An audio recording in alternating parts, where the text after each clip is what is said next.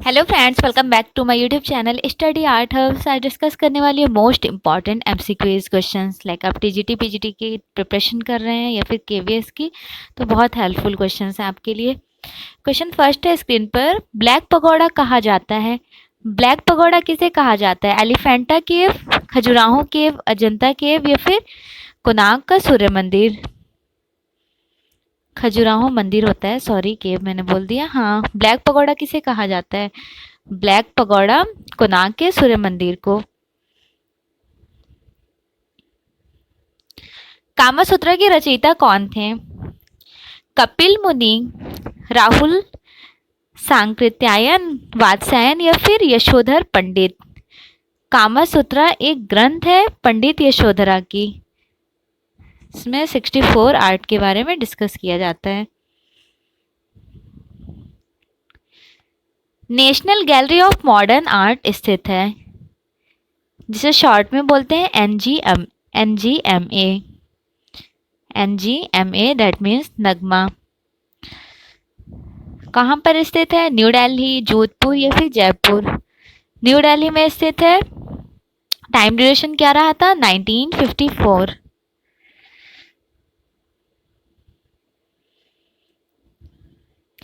ज्ञानपीठ पुरस्कार संबंधित है कला, साहित्य, नाटक या फिर संगीत। ज्ञानपीठ पुरस्कार या फिर ज्ञानपीठ अवार्ड मिलता है साहित्य में।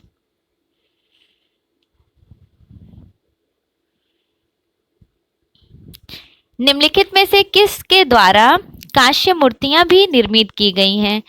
कांस्य मूर्तियां रामकुमार, गगनेन्द्र टैगोर, शांति दवे या फिर सोमनाथ होर। जैसे कि आपको पता है कि रामकुमार बहुत famous landscape abstract landscape artist रहे हैं, और गगनेन्द्र टैगोर इन्होंने भारत में पहली बार क्यूबिज्म फॉर्म में print cubism form invention use किया है। शांति दवे और सोमनाथ होर। कौन सा वाला राइट हो जाएगा? Right answer is D, Somnath होर। देखिए, बेसिकली स्कल्प्टर आर्टिस्ट के लिए सोमनाथ होर बहुत फेमस थे कांस्य की मूर्तियां के लिए, और इन्होंने प्रिंट मेकिंग में भी काम किया है। प्रिंट मेकिंग में किस टेक्निक में काम किए हैं? किस टेक्निक का इन्वेंशन किए हैं? प्रिंट मेकिंग में सोमनाथ होर ने पेपर पल्प का इन्वेंशन किया। पेपर पल्प में इन्होंने वुड श्रृंखला बनाई। वुड श्रृंखला पेपर पल्प में, वुड सीरीज पेपर पल्प में बनाए थे सोमनाथ होर। तो आपको याद रखना है, सोमनाथ होर ने एक न्यू प्रिंट मेकिंग का इन्वेंशन किए, उसका नाम था पेपर पल्प। अच्छा, आप सोच रहे होंगे पेपर पल्प किस तरह से किया जाता है? तो आपने बीएफए वगैरह में देखा होगा कि म्यूरल आपने रेडी किया होगा, जिसमें मुल्तानी मिट्टी या फिर लुगदी, कागज, पेपर वगैरह को यूज करके भिगा देते हैं रात में एक दिन। जब वो ड्राई, सुबह में उसे अच्छे से मिक्स करते हैं।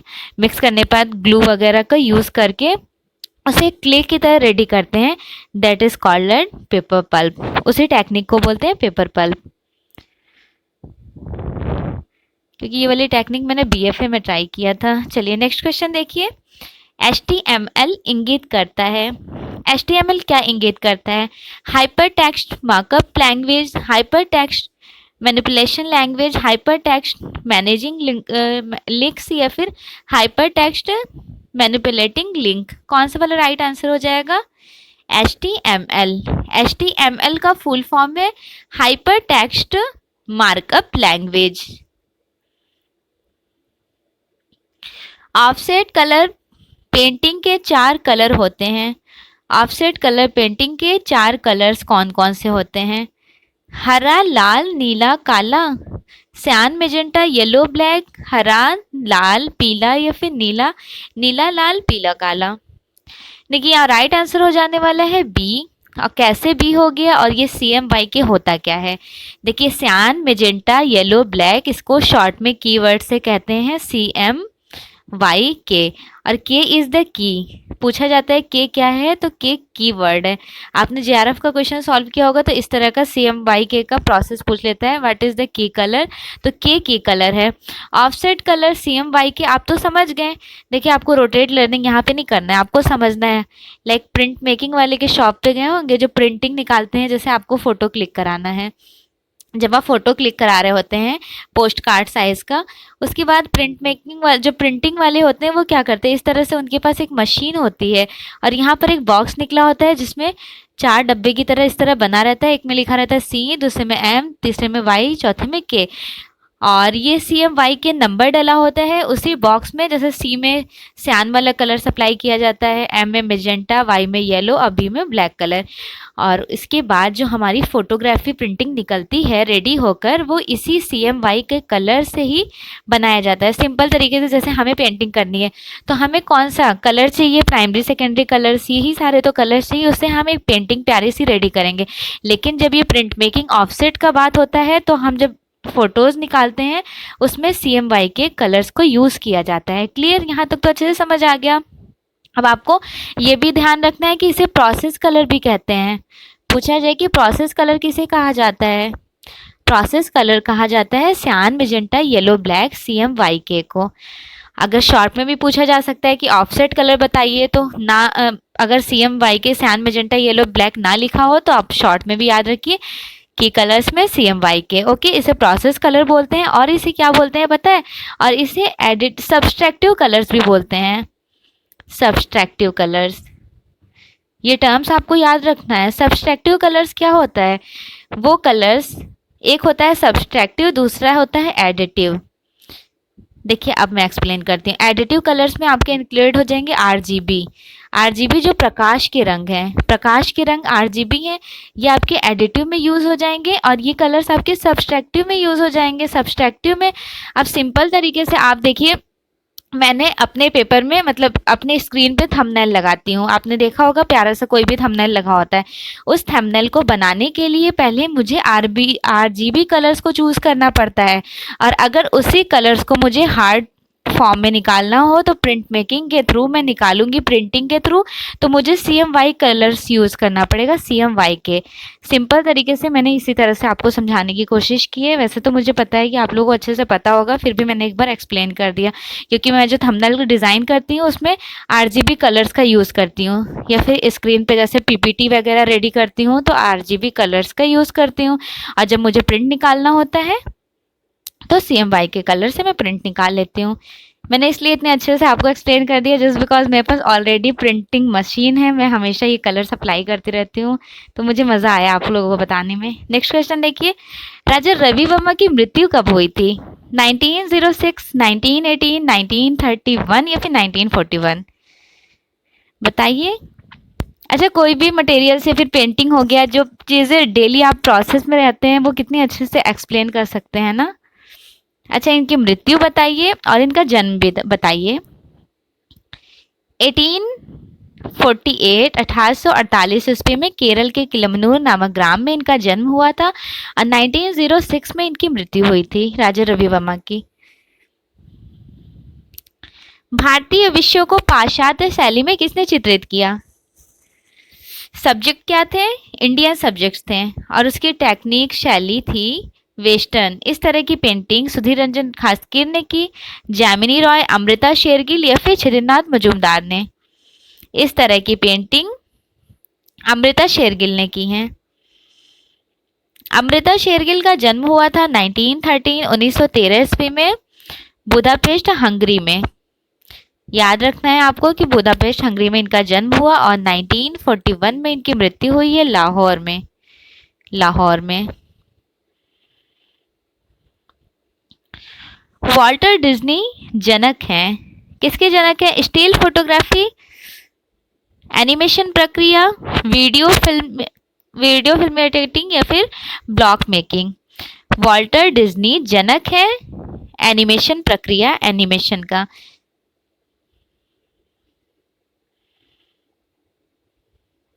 विख्यात महेश मूर्ति रॉक कट मूर्ति है, कौन सी मूर्ति? महेश मूर्ति, रॉक कट मूर्ति। सारनाथ, एलिफेंटा, अमरावती या फिर सिगिरिया?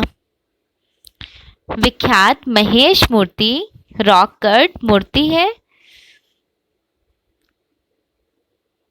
एलिफेंटा केव में। महेश मूर्ति को त्रिमूर्ति के नाम से भी जाना जाता है। त्रिमूर्ति भी आपको याद रखना है कि महेश मूर्ति को त्रिमूर्ति के नेम से भी जानते हैं। त्रिमूर्ति का साइज क्या है? इसका साइज है 18 इंटू 24 और ये किस मटेरियल में बनाई गई है? ग्रेनाइट में। ठीक है, ग्रेनाइट में बनाई गई है। ये महेश जी हैं, सॉरी महेश कह रही हूँ, शिव जी हैं। यहाँ एक और मूर्ति, इस तरह से त्रिमूर्ति बनाई गई है। जेआरएफ का प्रिपरेशन कर रहे हैं तो एक बार जरूर इस पिक्चर को देख लीजिएगा। त्रिमूर्ति।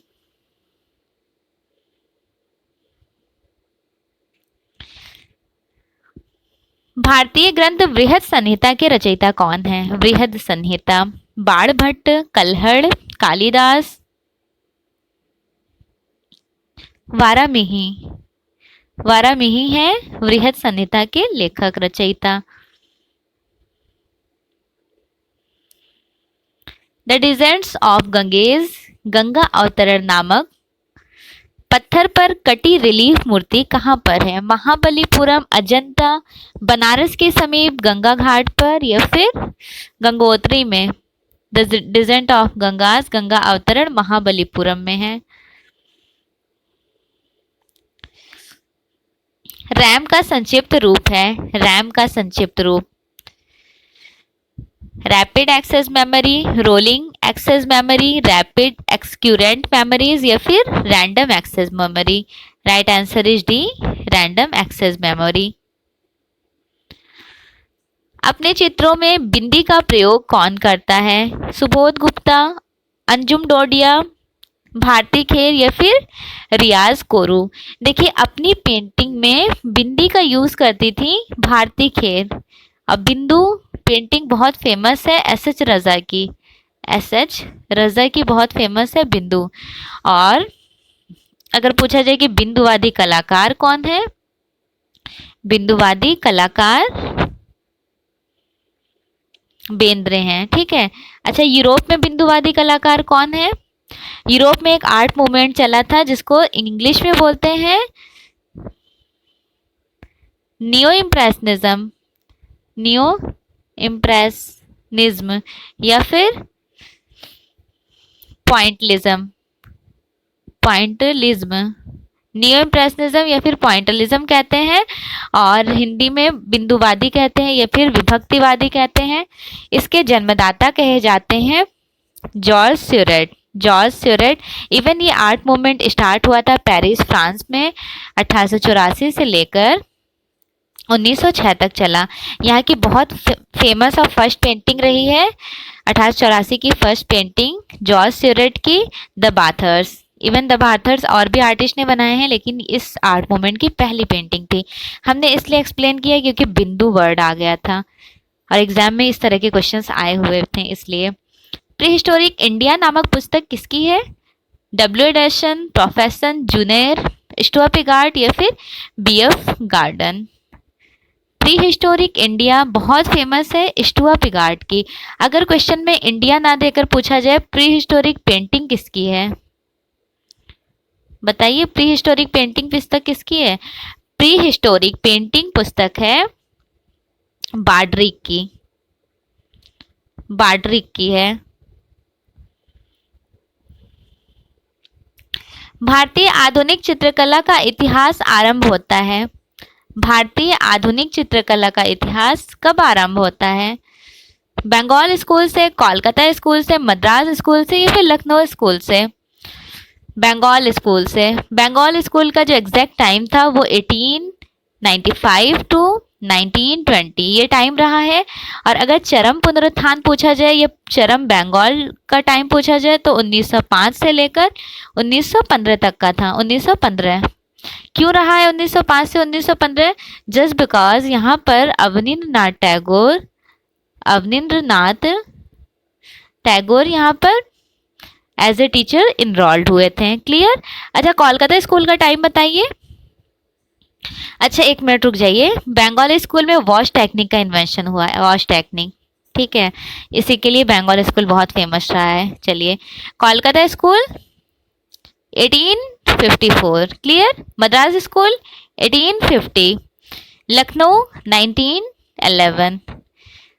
देखिए, आप लोग बोर तो नहीं होते हैं? मैं चारों ऑप्शंस को लेकर चलती हूँ। अगर कुछ ऐसा हो तो कमेंट ज़रूर कीजिएगा, मैं इतना ज़्यादा एक्सप्लेन नहीं किया करूँगी, बस मुझे अच्छा लगता है तो मैं आप लोगों के साथ शेयर करती हूँ। नेक्स्ट क्वेश्चन देखिए, विज्ञापन में शब्द कैंपेन आता है, खेल, संगीत, नृत्य या फिर मिलिट्री? विज्ञापन में कैंपेन शब्द आता है मिलिट्री, मिलिट्री। मूवेबल टाइप का आविष्कार कब हुआ था? 1450, 1480, 1550 या फिर 1560? मूवेबल टाइप क्या होता है ये भी आप बताइए। मूवेबल टाइप का इन्वेंशन हुआ है 1450 एडी में, एडी, ठीक है। मूवेबल टाइप बेसिकली ये जैसे मूवेबल, मेरे पास 4 वुडन कोई स्क्रॉल है सेम साइज में,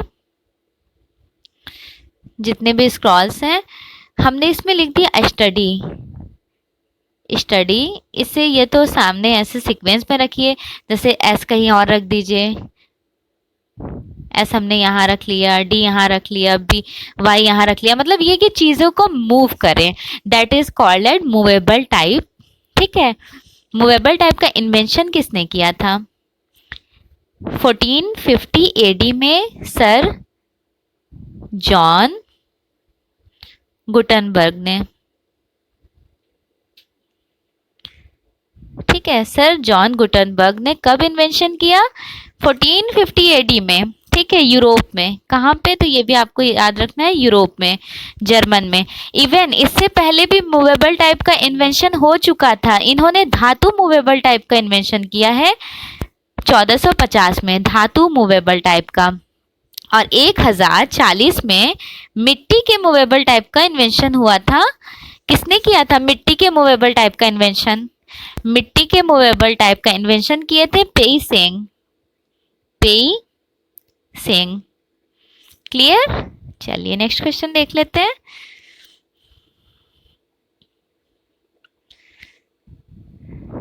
लखनऊ में रविंद्रालय पर बना म्यूरल किस कलाकार का है? रविंद्रालय पर बना म्यूरल किस कलाकार का है? गुलाम मोहम्मद शेख, मदन लाल नागर, केजी सुब्रमण्यम या फिर रविन्द्रनाथ टैगोर? वो फेमस स्कल्प्टर था, ग्लेजिंग टेराकोटा टाइल्स में बनाया गया था सर केजी सुब्रमण्यम के द्वारा। ट्रम्प ऑफ लेबर मूर्ति किसने निर्मित की? ट्रम्प ऑफ लेबर बहुत फेमस स्कल्प्टर है डीपी रॉय चौधरी की। इन्होंने मरीना बे चेन्नई में भी बनाए थे और नगमा में भी। हेनरी मैटिस का जो पेंटिंग है डांस चित्र, कहाँ पर एग्जिबिट है? डांस पेंटिंग किसकी है? हेनरी मैटिस की, आपको ये भी याद रखना है। और एट द प्रेजेंट टाइम कहाँ पर एग्जिबिट है? 4 ऑप्शंस है, बताइए। चलिए मैं वेट कर लेती हूँ, कमेंट कीजिए।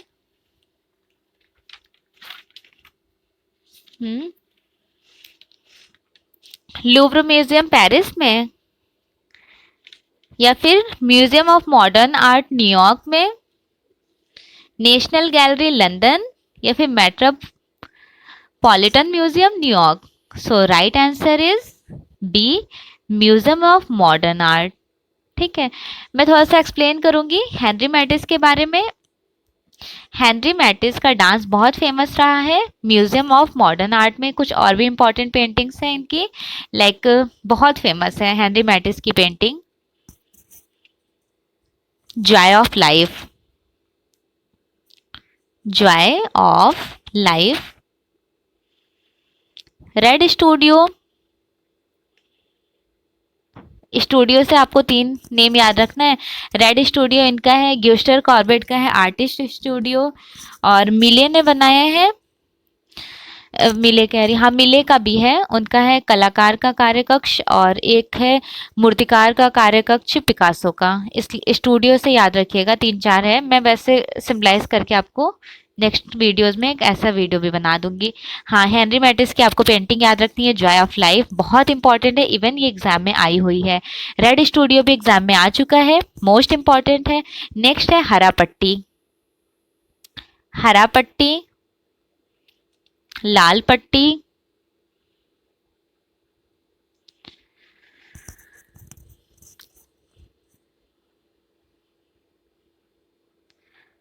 और एक इनका है पियानो का अभ्यास, पियानो का अभ्यास। ये इनकी फेमस पेंटिंग थी हेनरी मैटिस की। अच्छा ये बताइए, हेनरी मैटिस किस आर्ट मूवमेंट से बिलोंग करते हैं? फेविज्म आर्ट मूवमेंट से। फेविज्म आर्ट मूवमेंट जिसे हिंदी में बोलते हैं फाववाद। फाववाद कला आंदोलन से बिलोंग करते हैं हेनरी मैटिस। हेनरी मैटिस ने टोटल, जैसे ये कला आंदोलन था, यहाँ पे काम कैसा हुआ है, तो देखिए इसके प्रणेता थे पॉल गॉगन। ध्यान रखना है आपको कि फेविज्म कला आंदोलन के प्रणेता थे पॉल गॉगन, जिसे फाववाद और जंगलवाद के नाम से जाना जाता है। ये कला आंदोलन शुरू हुआ था फ्रांस में 1900 से लेकर 1910, केवल 10 साल तक चला, 1900 से 1910 तक फ्रांस में। ठीक है, फ्रांस में स्टार्ट हुआ था, 20वीं शती के प्रथम आंदोलन माना जाता है। इसके जनक थे हेनरी मैटिस। फेविज्म आर्ट मूवमेंट के फाउंडर हैं हेनरी मैटिस। नामकरण लुई बाक्सेल्स ने किया। अगर पूछा जाए नामकरण किसने किया, तो आपको ये याद रखना है, लुई बाक्सेल्स में, बाक्सेल्स ने, लुई बाक्सेल्स ने इनका नामकरण किया। 1930 ईस्वी में सैलम द ओटम प्रदर्शनी हुई थी 1903 में। कितने साल बाद? 1900 में ये स्टार्ट हुआ और 1903 में यहाँ पे एक एग्जीबिशन हुई सोलम द ऑटम नाम से। पूर्व के बाद ये हटकर जंगली, जैसे मतलब यहाँ पे काम बेसिकली जंगली, फाववाद में रंगों का ज़्यादा यूज़ किए थे, और चित्र बनाते समय खुश होते थे तो अच्छे कलर सप्लाई करते थे, सैड होते तो डल कलर सप्लाई करते थे। ज़्यादा से ज़्यादा जो पेंटिंग सर्वाधिक जंगलवादी कलाकार रहे हैं मॉरिसन, बिलांग, ये सबसे ज़्यादा जंगलवादी फाववादी कलाकार कहे जाते हैं। फाववाद के कलाकार शरीर से मजबूत थे तथा संगीत प्रेमी थे। आपको सिंपल तरीके से बस इतना ध्यान में रखना है कि फेविज्म आर्ट मूवमेंट में कलर्स को ब्राइट यूज़ किया गया है, और कलर्स वो जब हैप्पी हैं तो हैप्पीनेस वाले कलर्स यूज़ किए, और सैड है तो सैडनेस वाले। That's all. हाँ, यहाँ तक तो कंप्लीट हो गया। टोटल 3 एग्जीबिशंस हुई थी। आपको ये याद रखना है कितनी एग्जीबिशंस हुई? 3 एग्जीबिशंस। ठीक है, चलिए नेक्स्ट क्वेश्चन देख लेते हैं। अच्छा, नेक्स्ट क्वेश्चन बताने से पहले एक बात और बताऊंगी कि यहाँ पर पेंटिंग्स जो थी वो ब्राइट बनाई गई है, प्योर कलर्स यूज किए गए हैं, इसका आपको ध्यान रखना है। ये इसी की प्रधानता है, रंग की प्रधानता थी यहाँ पर, रंग की प्रधानता, रंग की प्रधानता। और सबसे ज्यादा जंगलवादी कलाकार मॉरिसन, ब्लांग। चलिए नेक्स्ट क्वेश्चन देख लेते हैं। जितने भी इंपॉर्टेंट टर्म्स थे हमने सब यहाँ पे एक्सप्लेन कर दिया है, बस आर्टिस्ट नहीं बताई थी, तो आर्टिस्ट को भी याद रखिएगा। Raoul Dufy, Andre Derain, Henri Matisse और मॉरिसन, ब्लांक यहाँ के फेमस आर्टिस्ट हैं। न्यूज़पेपर बंगाल गजट के संस्थापक का नाम बताइए। Newspaper Bengal gazette. David Ogilvy, Prahlad Kakkar, James Augustus या फिर A.W. अय्यर। बंगाल गजट के फाउंडर थे James August Hicky. Father of advertisement कौन थे? विज्ञापन के पितामह प्रहलाद कक्कर थे, डेविड ओगिलवी, प्रसून जोशी या फिर Alexander. Father of advertisement David Ogilvy. Net JRF का फेवरेट क्वेश्चन, जब भी आपने सॉल्व किया होगा काफी बार आपको ये क्वेश्चन देखने को मिला होगा। मेघदूत किसकी चित्र श्रृंखला रही है? यहाँ पर पूछा जा रहा है कि मेघदूत की रचना किसकी किसकी चित्र श्रृंखला रही है। कमेंट कीजिए, देखते हैं आप लोगों को कितने कितने लोगों का याद है नेम। कालिदास की चित्र श्रृंखला है मेघदूत, बहुत फेमस है। असित कुमार हल्दर और हरिहर लाल मेड ने भी बनाया। शैलेंद्रनाथ डे के स्टूडेंट शैलेंद्रनाथ डे ने भी बनाया। इवन उनके स्टूडेंट, क्या नाम था उनका, राम गोपाल विजयवर्गीय ने भी बनाए हैं। और इन चारों की सबसे अच्छी बात यह है कि फेमस भी रही है, तो आपको एग्जाम में क्वेश्चंस के अकॉर्डिंग आपको देखना है, अगर इस तरह के क्वेश्चंस आ जाते हैं तो। भारतीय चित्रकला के षडांगों का सही क्रम पहचानिए। भारतीय चित्रकला के षडांगों का सही क्रम, पहले आप बताइए षडांग क्या होते हैं। पंडित यशोधर की पुस्तक है जयमंगला। जयमंगला जयमंगला में 6 लिम्स ऑफ षडांग के बारे में डिस्कशन मिलता है। और ये षडांग क्या है, तो ये पेंटिंग करने का एक रूल है। जैसे फंडामेंटल्स ऑफ आर्ट होता है, फंडामेंटल्स ऑफ आर्ट, उसके 2 पार्ट्स होते हैं ना, 2 पार्ट्स। पहला तो होता है पहला होता है elements of art. Elements of art को टूल्स ऑफ आर्ट के नाम से भी जाना जाता है। Tools of art, even elements of art को हिंदी में बोलते हैं तत्वों के सिद्धांत। तत्वों के सिद्धांत, क्लियर, तत्वों के सिद्धांत। सेकंड है principle of art. Principal of art किसे कहते हैं, संयोजन के सिद्धांत को। संयोजन के सिद्धांत को फंडामेंटल्स ऑफ आर्ट को 2 पार्ट्स में डिवाइडेशन किया जाता है। फंडामेंटल्स में बताया जाता है तत्वों के सिद्धांत, और एलिमेंट्स प्रिंसिपलों के सिद्धांत, संयोजन के सिद्धांत। दैट मीन्स प्रिंसिपल और एलिमेंट्स ऑफ आर्ट में बेसिक जब बीएफए में इनरोल्ड होते हैं तो सबसे पहले इन्हीं के बारे में तो डेमोस्ट्रेट किया जाता है कि आपको फंडामेंटल्स पता होनी चाहिए। बेसिक फर्स्ट यूनिट में, मतलब फर्स्ट ईयर के यूनिट फर्स्ट में ही होता है कि फंडामेंटल्स होता क्या है। तो एक्चुअल में जो फंडामेंटल्स होते हैं उसके 2 पार्ट्स होते हैं, एलिमेंट्स और प्रिंसिपल। देखिए मैं यहाँ पे इसलिए आप लोगों के साथ शेयर कर रही हूँ, बहुत ही इंपॉर्टेंट है, यहाँ से डेफिनेटली एग्जाम में आपको क्वेश्चन देखने को मिल जाएंगे। पहले बताऊंगी एलिमेंट्स ऑफ आर्ट के बारे में। Elements of art, line, colour, texture, shape, space and form. Next है principle of art, unity, harmony, balance, emphasis and rhythm. Means सबसे पहले जब हम एक कैनवस लेते हैं, हमने एक कैनवस लिया, एक सेकेंड रुकिए। सबसे पहले जब हम एक कैनवस ले लेते हैं तो कैनवस पे सबसे पहले लाइंस के थ्रू क्या करते हैं, ड्राइंग करते हैं रेखा के द्वारा।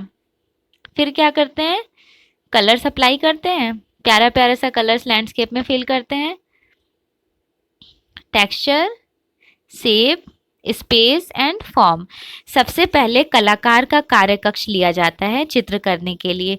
जब हमने कलाकार का कार्यकक्ष ले लिया, मीन्स स्पेस ले लिया, तो उसके बाद हम एक रेखा के द्वारा रूप का क्रिएट करते हैं, मतलब लाइंस के थ्रू हम एक शेप को क्रिएट करते हैं। उस शेप में फिर हम कलर्स को अप्लाई करते हैं। देन जब कलर्स अप्लाई करेंगे तो उसमें एक टेक्सचर निकल के आ जाएगा, एक पोत निकल के आएगा, ठीक है। और उसके बाद एक फॉर्म में क्रिएट हो जाता है। ऐसा होता है जब आप पेंटिंग बनाइएगा, नोटिस कीजिएगा, इस तरह के रूल्स को अप्लाई कीजिएगा, ठीक है। ये क्या था, ये प्रोसेस था पेंटिंग करने का। अब ये क्या है, षडांग क्या है, हमने इसलिए डिस्कस किया कि जब आपको फंडामेंटल्स ऑफ आर्ट पता है तो आप इसको ईजिली कम्युनिकेट कर सकते हैं। देखिए कैसे, यहाँ पर राइट आंसर हो जाएगा रूपा भेदा, प्रमाण, भाव, लावण्य, योजना, सादृश्यम, वर्णिका भंग। 6 लिम्स ऑफ षडांग होते हैं जिसे षडांग कहा जाता है। 6 लिम्स ऑफ षडांग। रूपा भेदा, सबसे पहले आपने रूप का क्रिएशन किया लाइन के थ्रू, उसमें एक रूपा भेदा क्लियर हुआ। नेक्स्ट है प्रमाणा, उसमें मेजरमेंट किए प्यारा सा लैंडस्केप बनाने के लिए। भाव, एक भाव निकल के आया, पेंटिंग में जो हम बना रहे हैं उसमें एक भाव दिखाई दिया। लावण्य योजना, ग्रेसफुल ब्यूटी, अट्रैक्शन, की जो पेंटिंग बना रहे हैं हम उसमें कितना अट्रैक्टिव फॉर्म की व्यूवर्स देख के मेरी पेंटिंग्स को बिल्कुल अट्रैक्ट हो जाए, बोले वाह कितनी प्यारी पेंटिंग्स है, तो उसे बोला जाता है लावण्य योजना। नेक्स्ट वन इज सादृश्यम। सादृश्यम दैट मीन्स सिमिलैरिटी, समानता। जब हम कोई भी पोर्ट्रेट या लैंडस्केप बना रहे होंगे, लाइक आप कोई भी बैठा हो XYZ सामने, उसे देखकर बना रहे होंगे, तो क्या होना चाहिए, एज एक आर्टिस्ट की क्वालिटी होनी चाहिए कि उसकी सिमिलैरिटी को शो करे। नेक्स्ट वन इज वर्णिका भंग, a palette of colour scheme. Colour scheme जैसा हमें दिख रहा है, जो हम विजुअलाइज कर रहे हैं as it is, colour scheme को अप्लाई करना है, दैट इज कॉल्ड एट वर्णिका भंग। फंडामेंटल्स के साथ साथ षडांग भी एक पेंटिंग करने की टेक्निक है। आई विश आपको अच्छा लगा होगा एक्सप्लेनेशन और आपको समझ भी बहुत अच्छे से आ गया होगा, मुझे यकीन है। चलिए नेक्स्ट क्वेश्चन देखिए, भरूच स्तूपों का काल क्या था? सुंग काल, गुप्त काल, चालुक्य काल या फिर चंदेल काल? भरहुत स्तूप का जो काल था वो सुंग काल था। अब भरहुत की खोज किसने की थी? कनिंघम ने।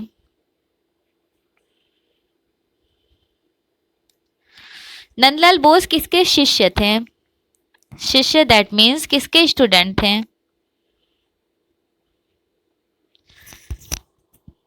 नंदलाल बोस अवनीनाथ टैगोर के प्रिय शिष्य थे। प्रिय शिष्यों में नंदलाल बोस और असित कुमार हल्दर को इंक्लूड किया जाता है। असित कुमार हल्दर और नंदलाल बोस को।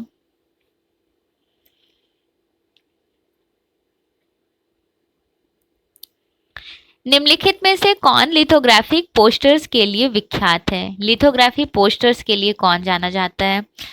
एडवर्ड माने, जूल्स चेरेट, एडवर्ड डिगास या फिर ऑगस्टे रॉडिन? लिथोग्राफिक पोस्टर्स के लिए बहुत फेमस थे जूल्स चेरेट। अब बाकी एडवर्ड माने, डिगास, रिनॉयर ये लोग बिलोंग करते हैं इम्प्रेशनिज्म आर्ट मूवमेंट से।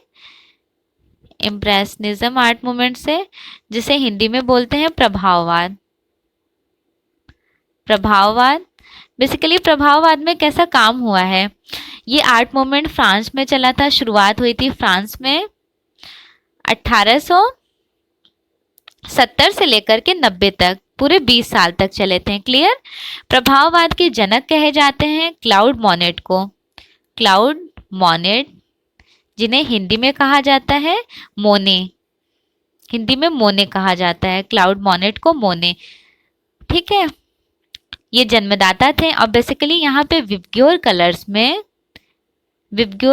में पेंटिंग्स बनाई गई है। विबग्योर कलर्स तो आपको पता ही है, इसका खोज किए थे 1660 ईस्वी में सर आइजैक न्यूटन ने। ठीक है, एक प्रिज्म था, प्रिज्म, और यहाँ से सूर्य की रोशनी आ रही थी, यहाँ से रेज ऑफ लाइट्स निकल रहे थे, जिससे विबग्योर कलर्स क्लियर डिपिक्ट हुए थे। और इसका खोज 1660 में हुआ था। विबग्योर कलर से ऐसा कहा जाता है कि यूज इम्प्रेशनिज्म आर्टिस्ट ने किया है, देखने को मिल जाएगा इस तरह का कलर्स। इवन ब्रोकन कलर्स का भी यूज किए हैं। ब्रोकन कलर्स क्या होता है? जिसे हिंदी में बोलते हैं भंग वर्ण। भंग वर्ण, ब्रोकन कलर दैट मीन्स भंग वर्ण। जब आप पेंटिंग कर रहे होते हैं तो आपने नोटिस किया होगा, जब आप स्काई बनाते हैं तो पहले स्काई में सपोज कैनवस ले लिए, फिर कोई पेपर, स्काई में जब कलर्स फिल करते हैं ब्लू, तो ब्लू से जब हम वाइट का कलर देते हैं या फिर कोई जब नीचे आते हैं कोई नेक्स्ट कलर यूज करते हैं, तो दो कलर जब मिक्स होते हैं कोई थर्ड कलर शो करते हैं, दैट इज कॉल्ड एट भंग वर्ण। ठीक है, चलिए नेक्स्ट क्वेश्चन। बेसिकली फेमस रहा है इम्प्रेशनिज्म आर्ट मूवमेंट लैंडस्केप्स के लिए। आउटडोर लैंडस्केप्स करते थे आर्टिस्ट। नेक्स्ट है, जूट माध्यम से मूर्तिकला के प्रयोग कौन करते थे? कौन करता था जूट का यूज अपनी पेंटिंग्स में? और इस टेक्निक को कहा क्या जाता है, किस नेम से जाना जाता है? माइक्रोमा टेक्निक के नेम से जाना जाता है। माइक्रोमा टेक्निक, इसके लिए बहुत फेमस है आर्टिस्ट मृणालिनी मुखर्जी, विनोद बिहारी मुखर्जी की बेटी, और इनकी मदर थी लीला मुखर्जी। लीला मुखर्जी। नेक्स्ट क्वेश्चन है, एलसीडी मॉनिटर में एलसीडी का अर्थ है। एलसीडी मॉनिटर में एलसीडी का क्या अर्थ होता है? कंप्यूटर से रिलेटेड क्वेश्चन है। Liquid crystal display, low cost display, liquid cadmium display या फिर low consumption display? So right answer is A, liquid crystal display.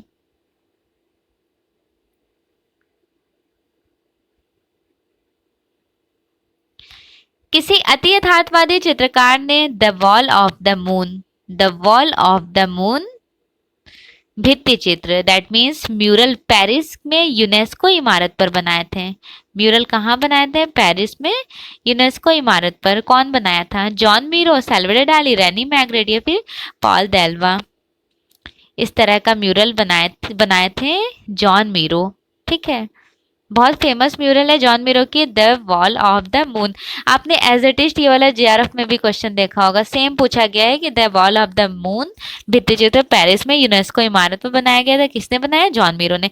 अच्छा, सैल्वाडोर डाली किस कला आंदोलन से बिलोंग करते हैं? और रेनी मैग्रेट, ये दोनों सरेलिज्म आर्ट मूवमेंट से बिलोंग करते हैं। सरेलिज्म आर्ट मूवमेंट दैट मीन्स अति यथार्थवाद अति यथार्थवादी कलाकार हैं।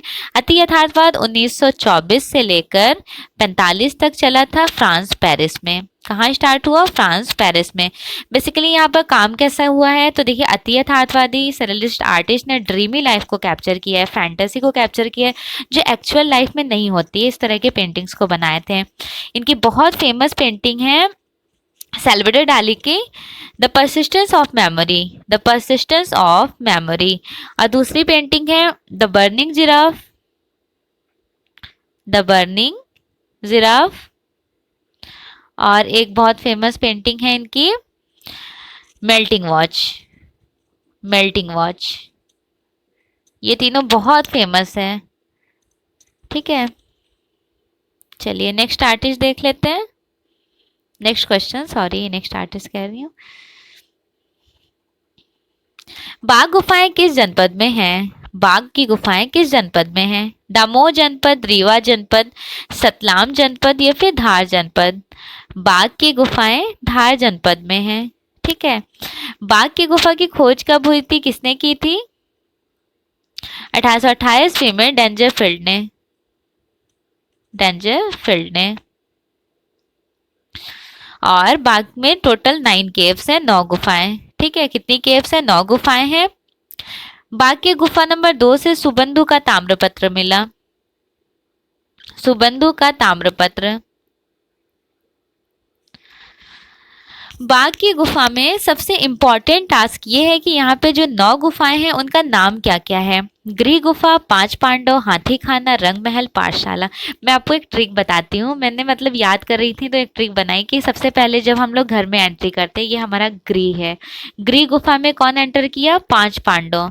कितने पांडव? 5 पांडव। गृह गुफा 5 पांडव। उसके बाद हम पांचों पांडव किस पे बैठ गए? एक हाथी पे बैठ गए। हाथी पे बैठने के बाद उन्होंने क्या किया? पहले गृह गुफा में एंटर किए, 5 पांडव थे, फिर हाथी खाना, हाथी पे बैठ गए, दैट मीन्स हाथी खाना।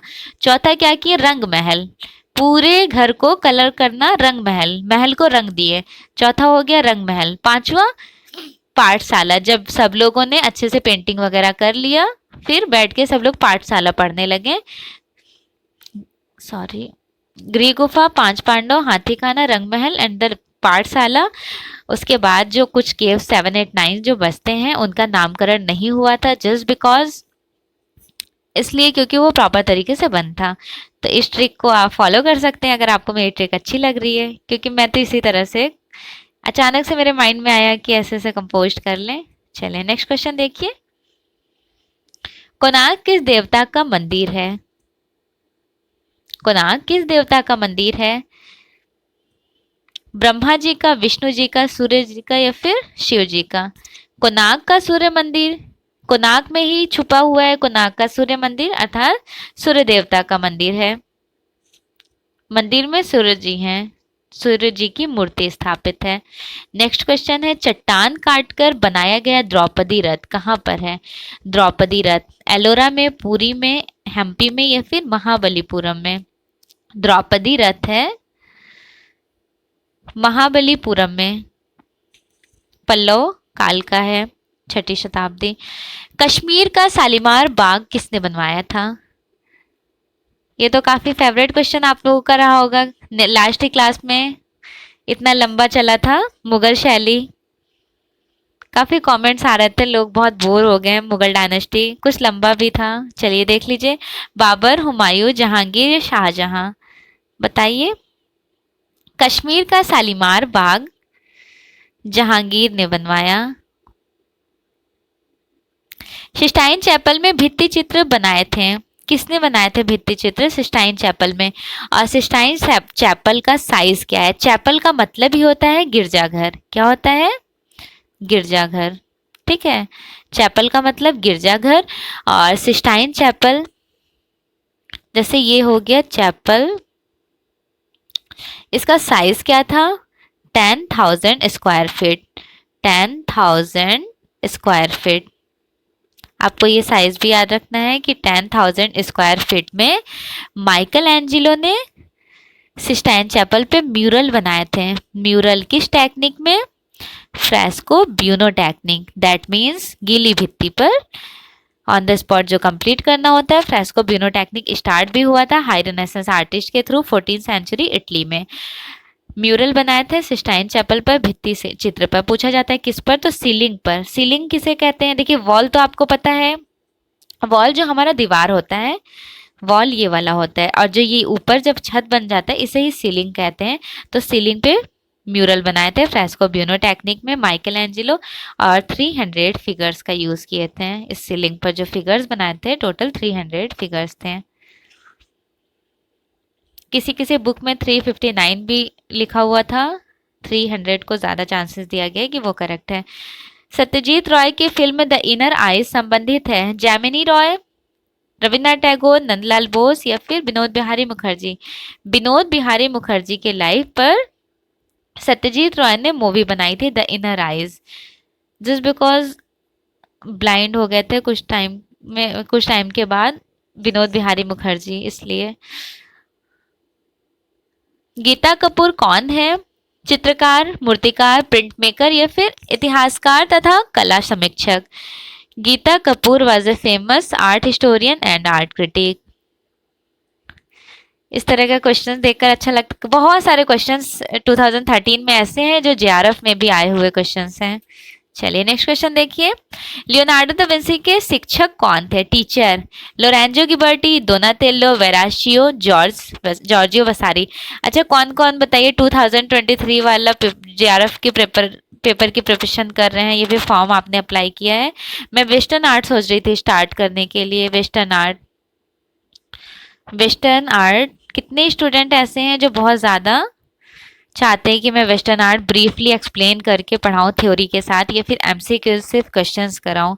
कमेंट कर सकते हैं आप। अरे ये क्वेश्चंस तो स्किप ही कर दी। हाँ, लियोनार्डो दा विंसी के टीचर कौन थे? वेराशियो थे। वेराशियो बिलोंग करते हैं अर्ली रिनेसेंस आर्ट मूवमेंट से। अर्ली रिनेसेंस आर्ट मूवमेंट का टाइम था 1400 टू 1600 तक चला था रिनेसेंस आर्ट मूवमेंट, और अर्ली रिनेसा का टाइम था 1400 से लेकर 1430 तक का।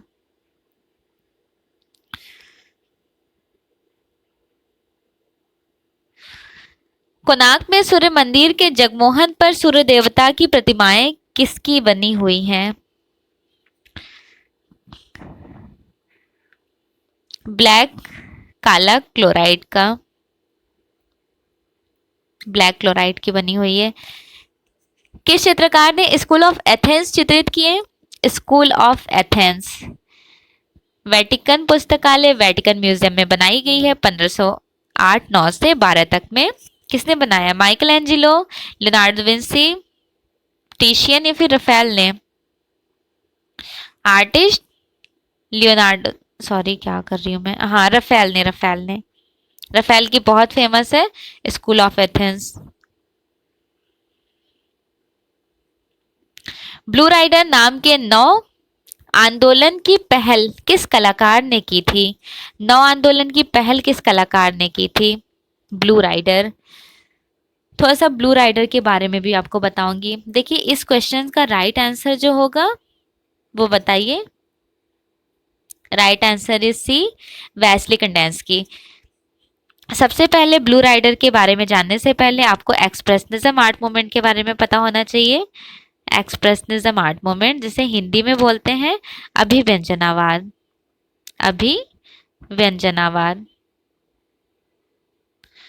अभिव्यंजनावाद कला आंदोलन स्टार्ट हुआ था जर्मन में। कहाँ पर शुरू हुआ यह भी याद रखना है, जर्मन में। इस कला आंदोलन को 2 पार्ट्स में डिवाइड किया गया था। कितने पार्ट्स में? 2 पार्ट्स में। पहले तो अभिव्यंजनावाद की खोज मुंक ने की थी, एडवर्ड मुंक ने 1904 में। उसके बाद अभिव्यंजनावाद के 2 भाग हो गए। एक था ड्राई ब्रूकले ड्रेस्टन शहर में चला था, ड्रेस्टन शहर में 1905 से लेकर 12 तक, ठीक है। दूसरा था ब्लू राइडर ग्रुप 1912 से लेकर 14 तक चला था ये कला आंदोलन, ब्लू राइडर ग्रुप। ठीक है, कहाँ पर शुरू हुआ? म्यूनिक में। म्यूनिक और ड्रेस्टन ये किसका पार्ट है? तो ये दोनों जर्मन का ही पार्ट है, क्योंकि जर्मन के ही तो पार्ट को दो भागों में बांटा गया है, जर्मन अभिव्यंजनावाद के। यहाँ तक क्लियर हो गया। इस कला आंदोलन के जन्मदाता कौन थे मैंने ये भी बता दिया, और ये मैं जितना एक्सप्लेन की हूँ ये बिल्कुल आपके जुबान पे होना चाहिए, इस तरह का आप याद रखिएगा, बहुत इंपॉर्टेंट है। अब देखिए सबसे इंपॉर्टेंट टास्क की अभिव्यंजनावाद, that means expressionism. Expressionism name से ही पता चल रहा है एक्सप्रेशन के बारे में बात हो रही है, दैट मीन्स एक्सप्रेशन को कैप्चर किया गया है इस कला आंदोलन में। ठीक है,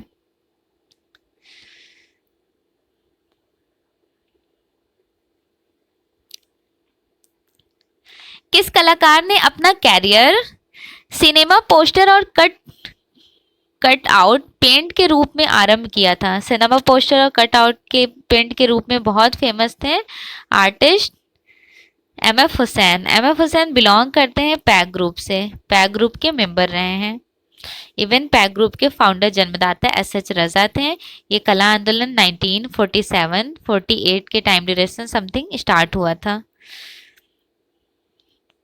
यामिनी रॉय की प्रसिद्ध कृति मदर एंड चाइल्ड, माँ और शिशु का मीडियम बताना है, किस मीडियम में ये बनाई गई है? Mother and child. कैनवस पर ऑयल कलर में, कैनवस पर टेम्परा टेक्निक, या फिर दोनों सही है? उपयुक्त में से कोई भी सही नहीं है, जल्दी बताइए। देखिए जैमिनी रॉय का क्वेश्चंस बहुत इजीली तरह से आप लोग एग्जाम में ट्रिक के साथ सॉल्व कर सकते हैं, क्योंकि आपको अच्छे से पता है कि ये फोक आर्ट के लिए बहुत फेमस थे, और इन्होंने ज़्यादा से ज़्यादा जो पेंटिंग बनाई है वो टेम्परा टेक्निक। ऑल्दो ये टेम्परा टेक्निक के लिए बहुत फेमस थे। कहा जाता है, इनको पूछा जाता है कि यामिनी रॉय क्यों फेमस रहे थे? टेम्परा टेक्निक के लिए फेमस रहते हैं। काफ़ी बार क्वेश्चंस आपको इस तरह का देखने को मिला होगा। तो यहाँ पे मदर एंड चाइल्ड पेंटिंग में मीडियम पूछा जा रहा है कि इन्होंने किस मीडियम का यूज़ करके मदर एंड चाइल्ड पेंटिंग बनाई। यामिनी रॉय की जो मदर एंड चाइल्ड पेंटिंग है, माँ और शिशु, इन्होंने कैनवस में भी बनाई, even tempera technique on canvas और ऑयल कलर ऑन कैनवस, दोनों मीडियम्स को चूज किया है इन्होंने। एक ही में नहीं चूज किए हैं, मतलब दोनों मीडियम को यूज कर करके अलग अलग दो पेंटिंग्स बनाए हैं। दैट मीन्स दोनों विकल्प में से ए और बी दोनों सही है।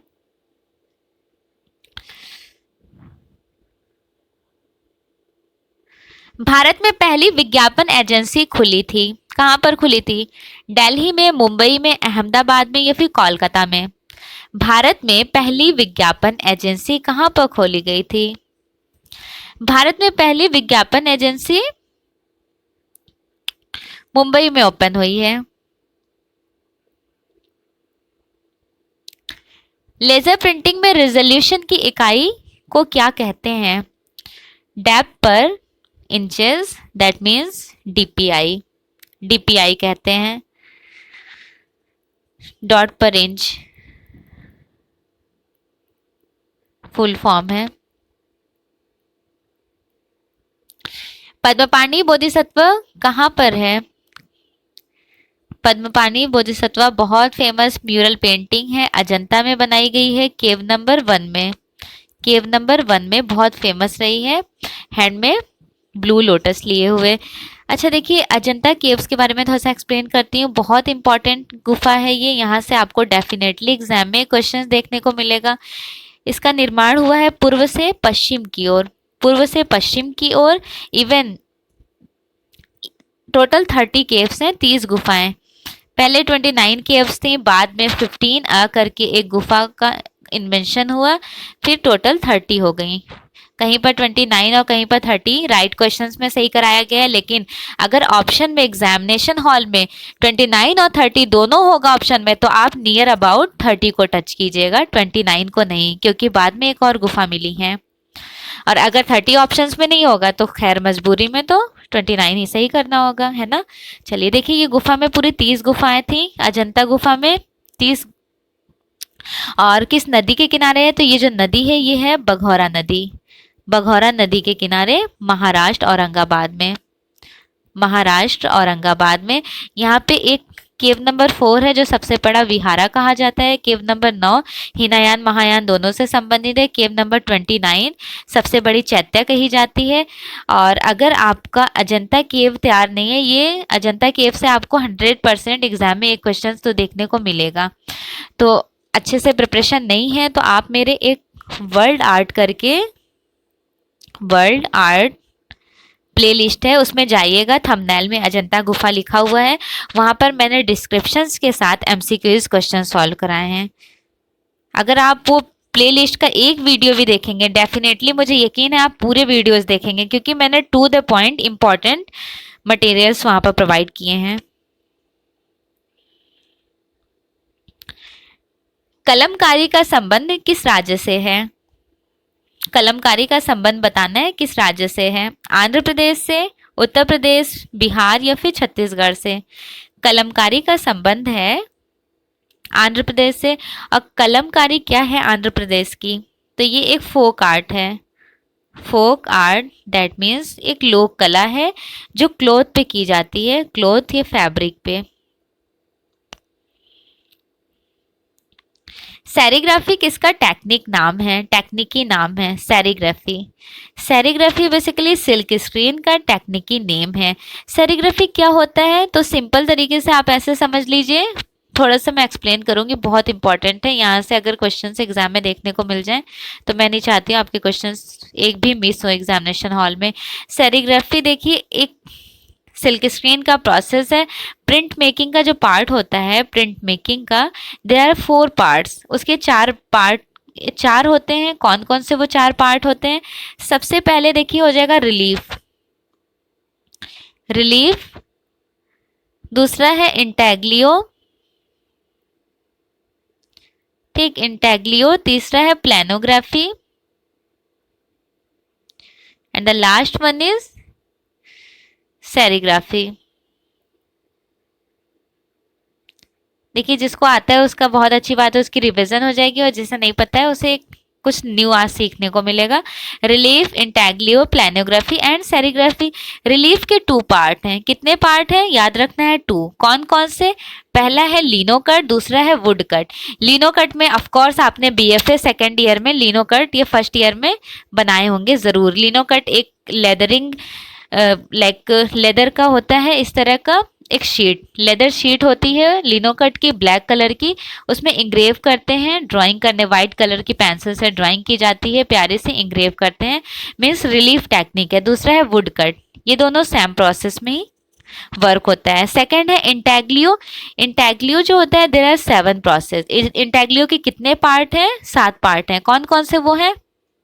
Plate engraving, dry point, etching, aqua tint, meso tint, viscosity and कोलोग्राफी।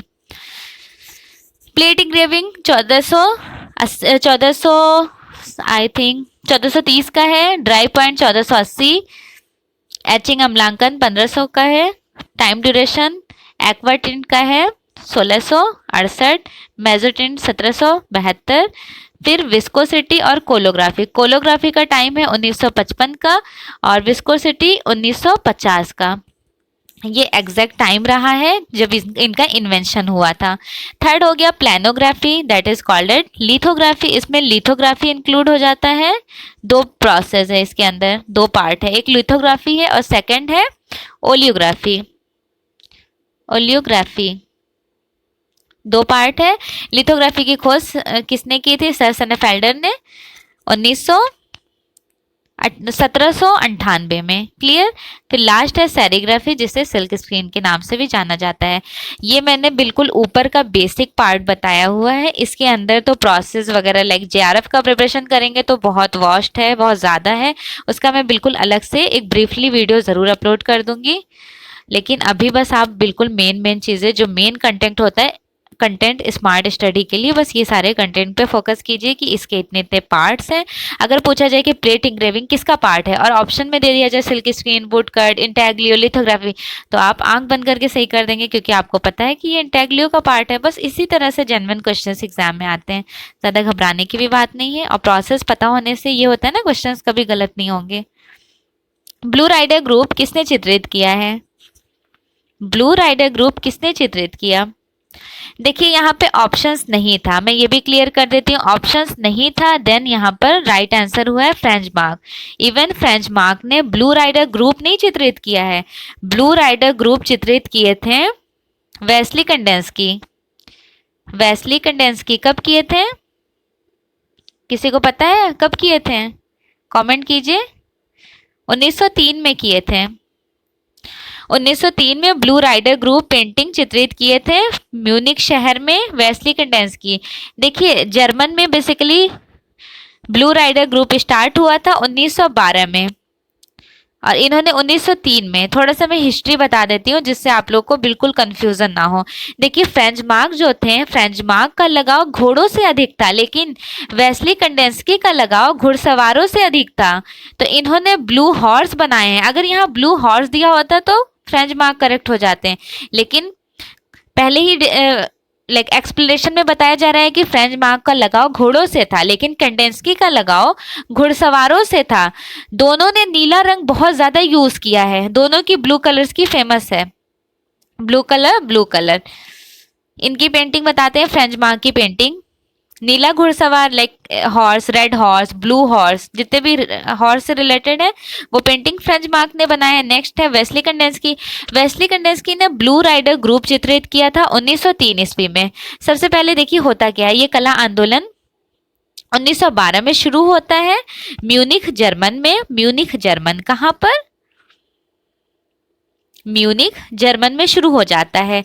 Blue Rider group Wesley कंडेंस्की के द्वारा, जो वेस्ली कंडेंस्की ने 1903 में ये पेंटिंग बनाए थे, इसी पेंटिंग के नाम से ब्लू राइडर ग्रुप का इन्वेंशन हुआ था।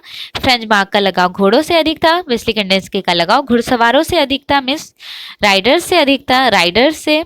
ठीक है, उसके बाद 1914 से 18 तक जर्मनी में एक विश्व युद्ध हुआ था, सक्रिय हुआ, लाइक ये कह लें कि एक सेकेंड, वर्ल्ड वॉर का रिवॉल्यूशन रहा था यहाँ पर। आपको पता ही है कि जब जर्मन में आर्टिस्ट ये कला आंदोलन चला रहे थे तो एक वर्ल्ड वॉर का रिवॉल्यूशन था यहाँ पर। तो 1903 में नामकरण हो गया था, 1903 में नामकरण हुआ था। उसके बाद 1921 से 31 तक 1921 to 31, 1921 से 31 तक बाहाउस में काम किए थे। कौन काम किया था बाहाउस में?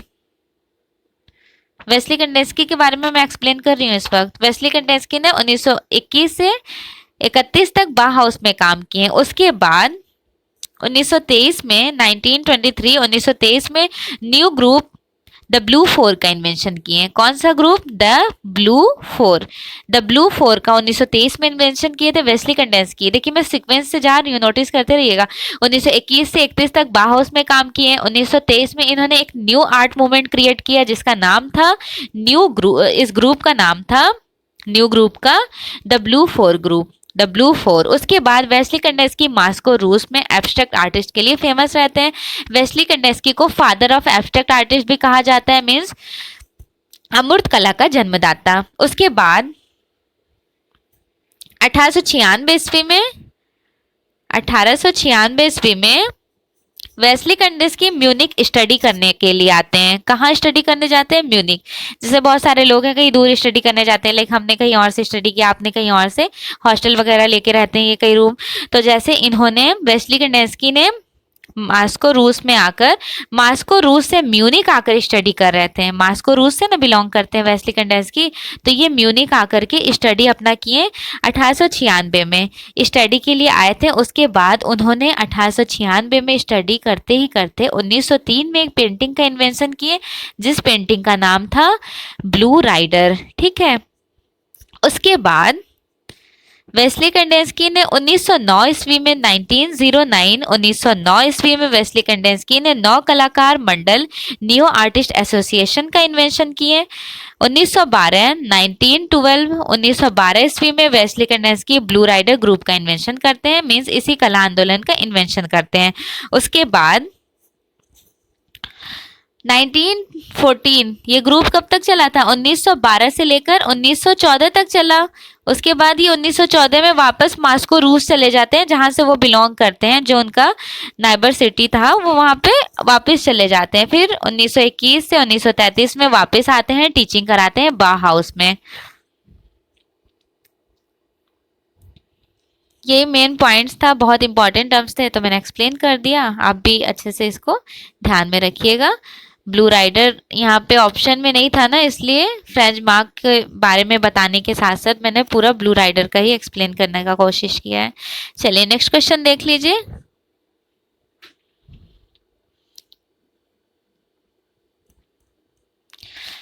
उस समकालीन भारतीय चित्रकार का नाम बताइए जिसने यायती श्रृंखला को चित्र सृजित किए। यायती चित्र श्रृंखला, मंजीत बाबा, गणेश हालोई, ए रामाचंद्रम या फिर लक्ष्मण गौड़। यायती सीरीज बहुत फेमस है। ये क्या है? ये एक म्यूरल है। म्यूरल जो महाभारत पर बनाया गया है। महाभारत की स्टोरीज को कैप्चर किया गया है इस म्यूरल में। 12 सीरीज बनाए हैं, पूरे 12 सीरीज है ए रामाचंद्रम ने, न्यू दिल्ली में। मारियो मिरांडा है। मारियो मिरांडा क्या थी? एक कार्टूनिस्ट, फोटोग्राफर, डिजाइनर या फिर टाइपोग्राफिक्स। मारियो मिरांडा फेमस कार्टूनिस्ट हैं। किताब के पिछले सिरे मोटाई को कहा जाता है। पिछला सिरा या मोटाई को क्या कहा जाता है किताब के? फोरहेज, वॉल, स्टिचिंग या फिर स्पाइनिंग। किताब के पिछले सिरे के मोटाई को स्पाइन कहा जाता है। फॉर एग्जाम्पल ये बुक है।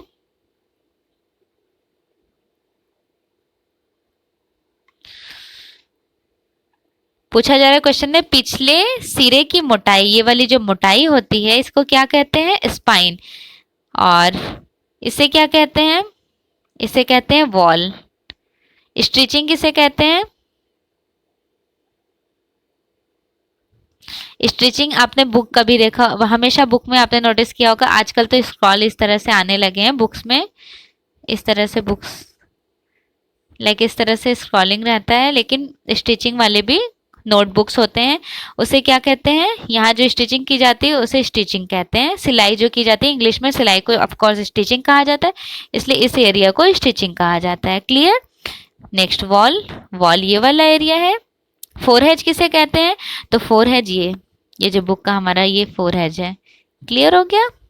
इससे आपके चारों क्वेश्चंस क्लियर हो गए कि अगर ये तो आपको पता ही है कि पिछले सिरे को मोटाई कहते हैं, अगर इनसे रिलेटेड कुछ आएगा तो जल्दी से आप इस पिक्चर को जैसे भी ड्रॉ करके क्वेश्चंस को करेक्ट कर लीजिएगा। मुगल चित्रकला विकसित हुई थी बाबर के टाइम में, अकबर, औरंगजेब या फिर हुमायूं। और ये भी कमेंट कीजिए, मुगल चित्रकला का स्वर्णयुग गोल्डन सेक्शन किसे कहा जाता है? मुगल चित्रकला विकसित हुई थी अकबर के समय में, और मुगल एज का गोल्डन एज कहा जाता है, पेंटिंग का गोल्डन एज जहांगीर के टाइम को। पेंटिंग का गोल्डन एज जहांगीर के टाइम को कहा जाता है। इवन अगर पूछा जाए कि भारत में मतलब ऐसे गोल्डन एज, जैसे मुगल कला का गोल्डन एज तो आपको पता चल गया जहांगीर का काल है, और भारतीय कला में पूछा जाए कि गोल्डन एज किसको कहा जाता है तो गुप्त काल को। गुप्त काल को, दोनों आपको याद रखना है।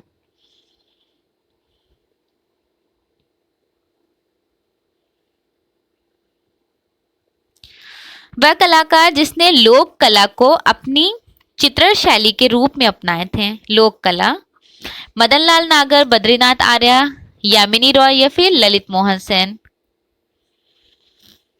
लोक कला दैट मीन्स फोक आर्ट को अपनाए थे यामिनी रॉय। पेट्रोग्लिफिक संदेश का प्राचीनतम माध्यम निम्न में से किससे संबंधित है? पेट्रोग्लिफिक संदेश बेसिकली होता क्या है?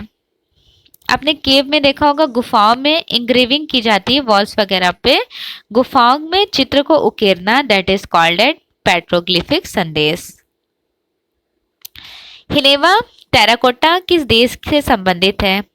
हिनेवा टेराकोटा चीन, जापान, कोरिया या फिर थाईलैंड। हिनेवा टेराकोटा, कुछ याद आया आप लोग को ये क्वेश्चन देखकर? यूजीसी नेट जेआरएफ का क्वेश्चन रहा है। हिनेवा टेराकोटा जापान का। द पोटैटो ईटर्स किसके चित्र है? द पोटैटो ईटर्स किसने चित्रित किया? जिसे हिंदी में बोलते हैं आलू भक्षी। आलू भक्षी। आलू भक्षी बहुत फेमस है विंसेंट वैन गॉग का। विंसेंट वैन गॉग का जन्म हुआ था 1853। He was a famous artist, belong to post impressionism art movement. ठीक है, post impressionism art movement. Even इन्होंने जो पेंटिंग्स बनाई है, इनकी एक बहुत फेमस पेंटिंग है the starry night, museum of modern art में एग्जिबिट है। जेआरएफ की प्रिपरेशन कर रहे हैं 2023 वाले, तो ज़रूर पिक्चर देख लीजिएगा म्यूजियम ऑफ मॉडर्न आर्ट का कि कहाँ पर एग्जिबिट है वो पेंटिंग। वैसे भी स्टारी नाइट तो देख के बस कोई भी पहचान सकता है, छोटे छोटे बच्चे भी पहचानने लगे हैं, वो वाली पेंटिंग्स इतनी फेमस है। विश्व फोटोग्राफिक दिवस कब मनाया जाता है? 5 सितंबर, 19 सितंबर, 14 सितंबर। विश्व फोटोग्राफिक दिवस मनाया जाता है 19 सितंबर को, 19 सितंबर। अभिव्यंजनावाद का प्रारंभ किस देश में हुआ था? अभिव्यंजनावाद, एक्सप्रेशनिज्म, जिसके बारे में मैंने इतना डिटेल्ड में एक्सप्लेन किया था, बताइए। प्रारंभ हुआ था जर्मन में, 1904 से 14 तक चला था, जिसको 2 पार्ट्स में डिवाइडेड किया गया था। सितनवासल गुफा कहाँ है? सितनवासल की गुफा कहाँ है? किस धर्म से संबंधित है? किस नाम से जाना जाता है? किसने इन्वेंशन किया? कमेंट कीजिए, मैं वेट कर लेती हूँ। सितनवासल की गुफा तमिलनाडु में है। क्लियर? 1934 में प्रोफेसर ध्रुवील ने खोज किए, प्रोफेसर ध्रुवील ने।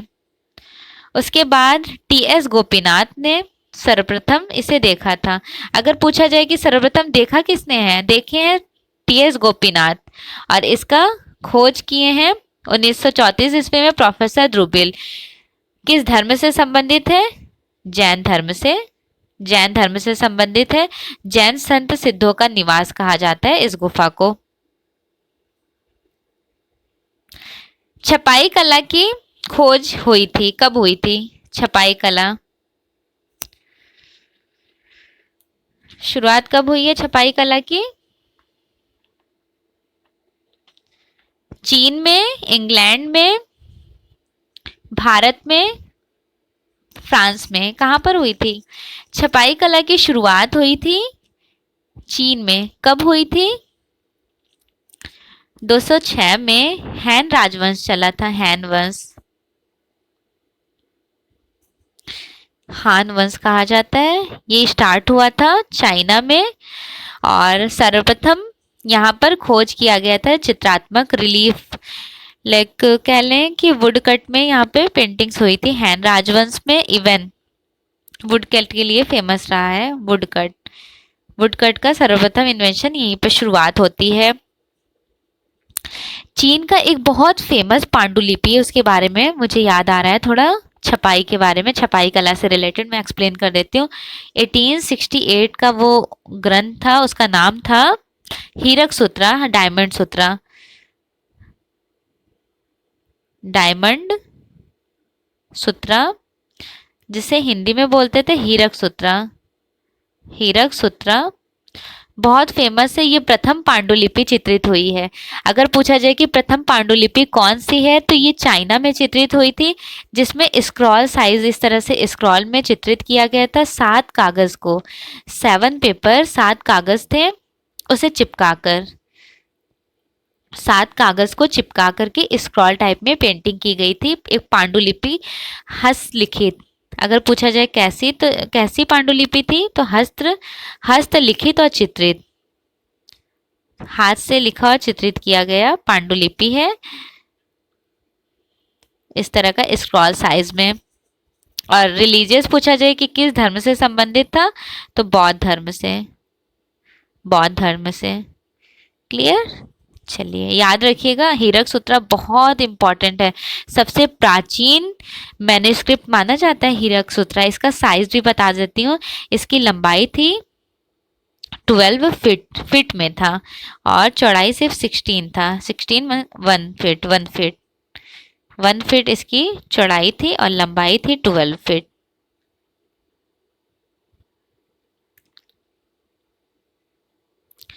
प्रख्यात चित्र गुर्निका किस माध्यम में निर्मित है?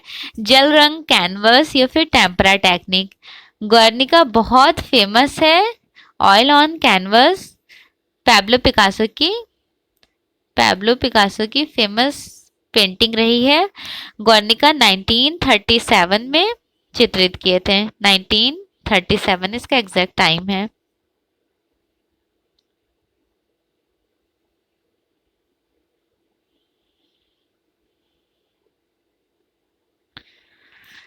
भारत कला भवन वाराणसी की स्थापना में किसका महत्व योगदान था? पंडित मदन मोहन मालवीय, राय कृष्णदास, आनंद कृष्णदास या फिर पंडित जवाहरलाल नेहरू? भारत कला भवन के बारे में बात हो रही है। अगर बीएचयू के बारे में पूछा जाता, बीएचयू के बारे में, तो कौन सा आंसर करेक्ट हो जाता? पंडित मदन मोहन मालवीय। लेकिन भारत भवन कला भवन के संस्थापक थे राय कृष्णदास।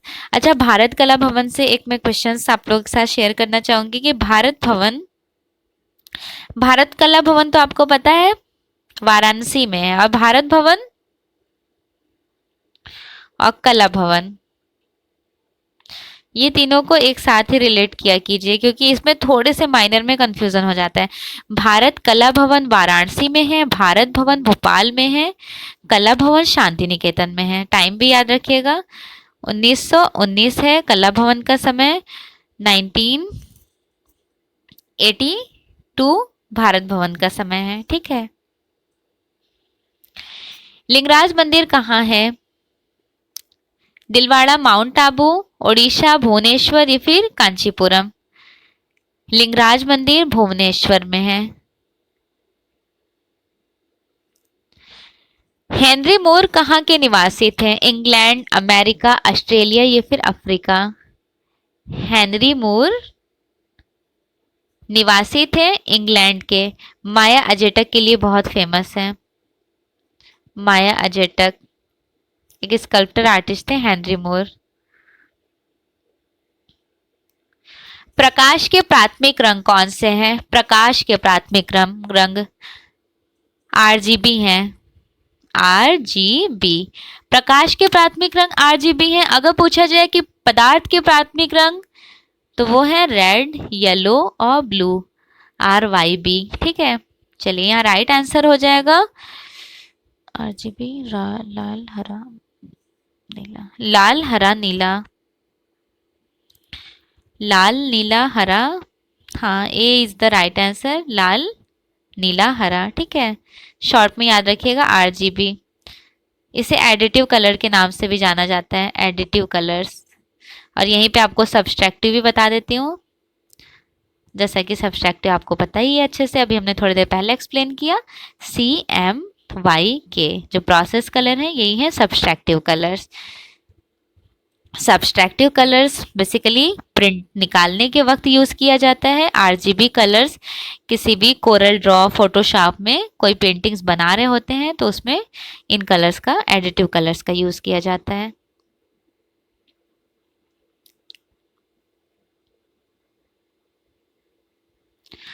अंग्रेजी भाषा के लगभग सभी अक्षर किस अक्षर लिपि से आते हैं? लैटिन, रोमन, फ्रेंच या फिर स्वीडिश? सभी अक्षर लैटिन भाषा से आते हैं, लैटिन भाषा से। मदर टेरेसा सीरीज किसने बनाई? Mother Teresa series Ganesh Pyne, Vikas Bhattacharya, MF Hussain या फिर PT रेड्डी? MF हुसैन की बहुत फेमस है Mother Teresa series.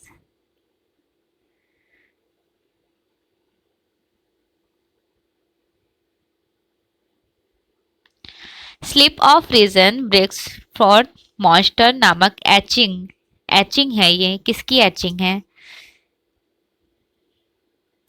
Slip of reason for monster, ये बहुत अच्छे से आप लोगों को पता है, नेट JRF में भी काफी बार वाला क्वेश्चन आया हुआ है, फ्रांसिस दी गोया का। MF हुसैन का निधन कहाँ पर हुआ था? निधन बताना है कहाँ पर हुआ था? लंदन, कतर, मुंबई या फिर न्यूयॉर्क में?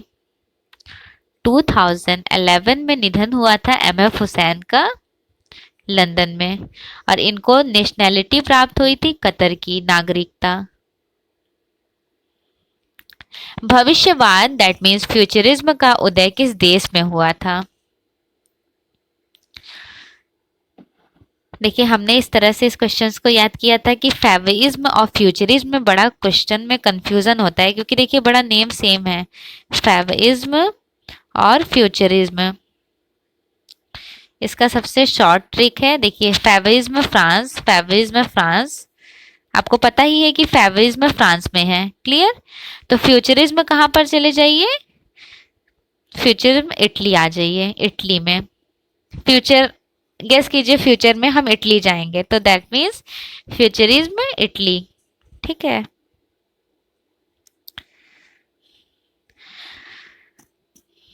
मुगल काल का प्रसिद्ध चिड़ियों का चितेरा कौन था? चिड़ियों का चितेरा मीन्स बर्ड्स पेंटिंग बहुत ज्यादा कौन से आर्टिस्ट करते थे? जहांगीर एज में सबसे अच्छे कलाकार, जहांगीर एज में सर्वश्रेष्ठ कलाकार कहे जाते थे आर्टिस्ट मंसूर।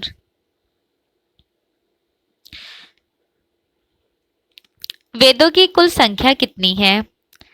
वेदों की कुल संख्या कितनी है? वेदों की कुल संख्या 4 है। कौन कौन सी? ऋग्वेद, यजुर्वेद, सामवेद और लास्ट है अथर्ववेद। अथर्ववेद, देखिए ऋग्वेद सबसे पहला वेद है और सबसे लास्ट है अथर्ववेद चौथे नंबर पर, ठीक है। ऋग्वेद में सबसे पहले कला शब्द का प्रयोग किया गया और ऋग्वेद में ही गायत्री मंत्र का उल्लेख मिलता है, गायत्री मंत्र का उल्लेख। सामवेद संगीत के लिए फेमस है, सामवेद के बारे में बात है तो संगीत की तरफ आइए कि संगीत के लिए फेमस है, ठीक है।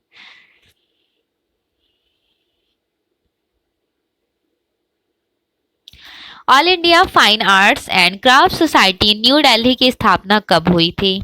1936, 1928, 1947 या फिर 1954? All India fine arts and craft society new Delhi में स्थापना हुई थी 1928।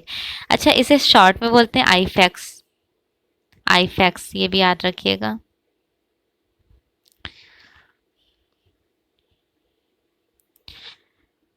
राघव कन्हैया को किस रूप में जाना जाता है? राघव कन्हैया को किस रूप में जाना जाता है? फोटोग्राफर, ग्राफिक आर्टिस्ट, मूर्तिकार या फिर चित्रकार के रूप में? Raghav Kanhaiya he was a famous sculptor artist, मूर्तिकार हैं। इनके बुल बहुत फेमस है, बुल श्रृंखला के लिए जाने जाते हैं राघव कन्हैया, एक फेमस मूर्तिकार हैं। नेशनल इंस्टीट्यूट ऑफ डिजाइन कहाँ है? National institute of design Ahmedabad में है। कन्हेरी गुफा कहाँ पर है? मद्रास, मुंबई, भुवनेश्वर या फिर छत्तीसगढ़? कन्हेरी की गुफा मुंबई के ठाणे जिला में है।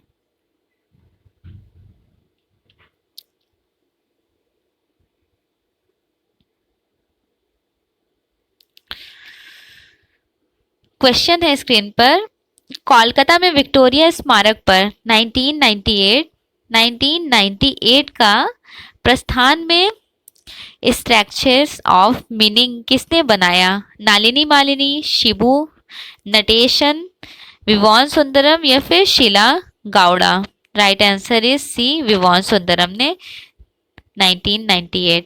और विवान सुंदरम अमृता शेरगिल जो हैं, अमृता शेरगिल मौसी लगती हैं किसकी? विवान सुंदरम की।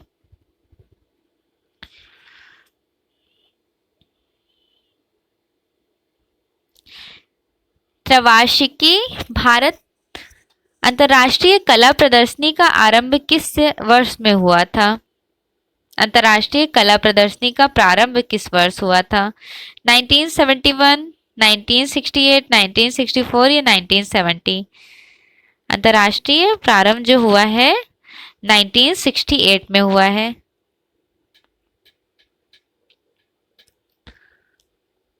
द मर्चेंट ऑफ वेनिस बहुत फेमस है, किसका है? आपने रविन्द्रनाथ टैगोर का, विलियम शेक्सपियर का, या फिर थॉमस ग्रे, विलियम वर्ड्सवर्थ का? The merchant of Venice William Shakespeare का है।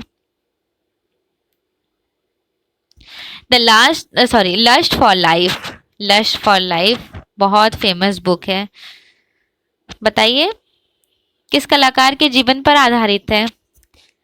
इवन अगर आपको पेंटिंग एज्यूम करना होगा तो ये बुक आप पढ़ सकते हैं, काफ़ी अच्छी बुक्स है। लाइक अगर आप इस बुक को पढ़ेंगे तो आप बहुत सारी चीज़ें अज्यूम करेंगे पेंटिंग्स में, मतलब इस बुक को पढ़ने के बाद ऐसा फील होगा कि आप लाइक पेंटिंग्स कर रहे हैं। मैं क्लास 12th में ये वाली बुक पढ़ी थी तो मुझे ऐसा फील हो रहा था कि वाकई में रियल में उस तरह की पेंटिंग्स फ्रंट में दिखाई दे रही है। मतलब कुछ चीज़ें ऐसी होती हैं ना जो एज्यूम किया जा सकता है। बताइए August Rodin, van Gogh, Rembrandt या फिर Henry Moore? Lust for life बहुत फेमस बुक है आर्टिस्ट वैन गॉग की। बनी ठनी पेंटिंग जिस दरबार के चित्रकारों की रचना थी, तो शाहजहां या फिर किशनगढ़? किशनगढ़ राजस्थान का पार्ट है किशनगढ़, बहुत फेमस रहा है। बनी ठनी ऑल्दो राधा के रूप को डिपिक्ट किया गया है। बनी ठनी जो पेंटिंग है उसे राजा सावन सिंह के दरबार में बनाया गया था, सावन सिंह किंग थे, और आर्टिस्ट थे निहाल चंद्र। बनी ठनी जो है पेंटिंग सावन सिंह ने बनाया, सावन सिंह को नागरी दास के नाम से भी जाना जाता था, नागरी दास। बनी ठनी पेंटिंग को मोनालिसा के नाम से भी जाना जाता है, भारतीय मोनालिसा। मोनालिसा बहुत फेमस पेंटिंग है लियोनार्डो दा विंसी की, और भारतीय मोनालिसा के नाम से जाना जाता है बनी ठनी पेंटिंग को। इवन जरीना के नाम से भी जाना जाता है। और ये बनी ठनी पेंटिंग बनाई गई है टेम्परा, वाटर कलर टेम्परा में टेक्निक में।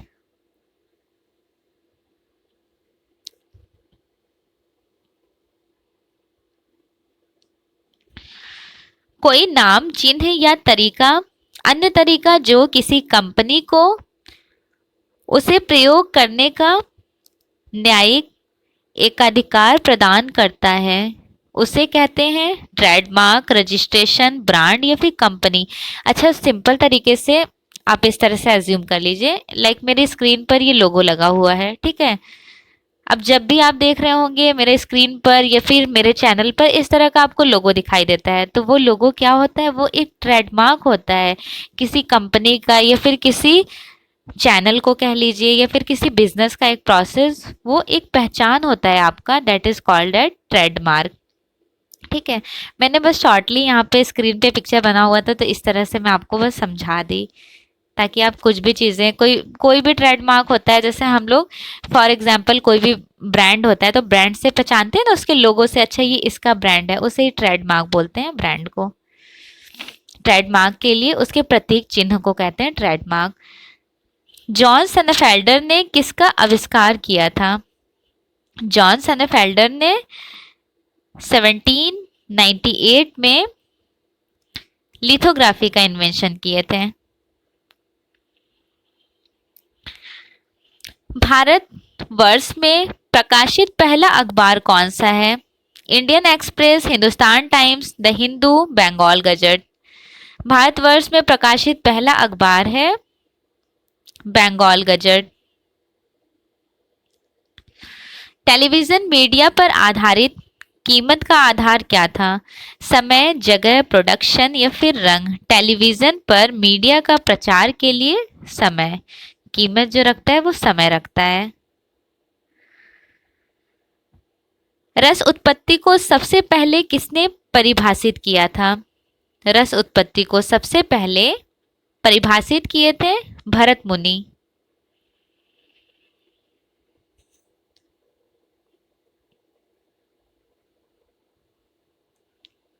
अमृता शेरगिल की मृत्यु किस शहर में हुई थी? 1941 में हुई थी, लाहौर में। रिनी धुमाल प्रख्यात हैं। रिनी धुमाल की एक प्रिंट है बिल्ली, बिल्ली बहुत फेमस है इनका एक प्रिंट। याद रखना है आपको। बिल्ली जिसे कैट कहते हैं, बिल्ली फेमस है, कैट नहीं। बिल्ली नाम से जब भी देखने को मिलेगा क्वेश्चन, बिल्ली लिखी हुई होगी। इनकी फेमस प्रिंट है और ज्यादा इन्होंने काम किया है पेंटिंग में। इवन फेमस नहीं है प्रिंट मेकिंग के लिए। प्रिंट मेकिंग ऑप्शन में नहीं था तो प्रिंटिंग करेक्ट हुआ है।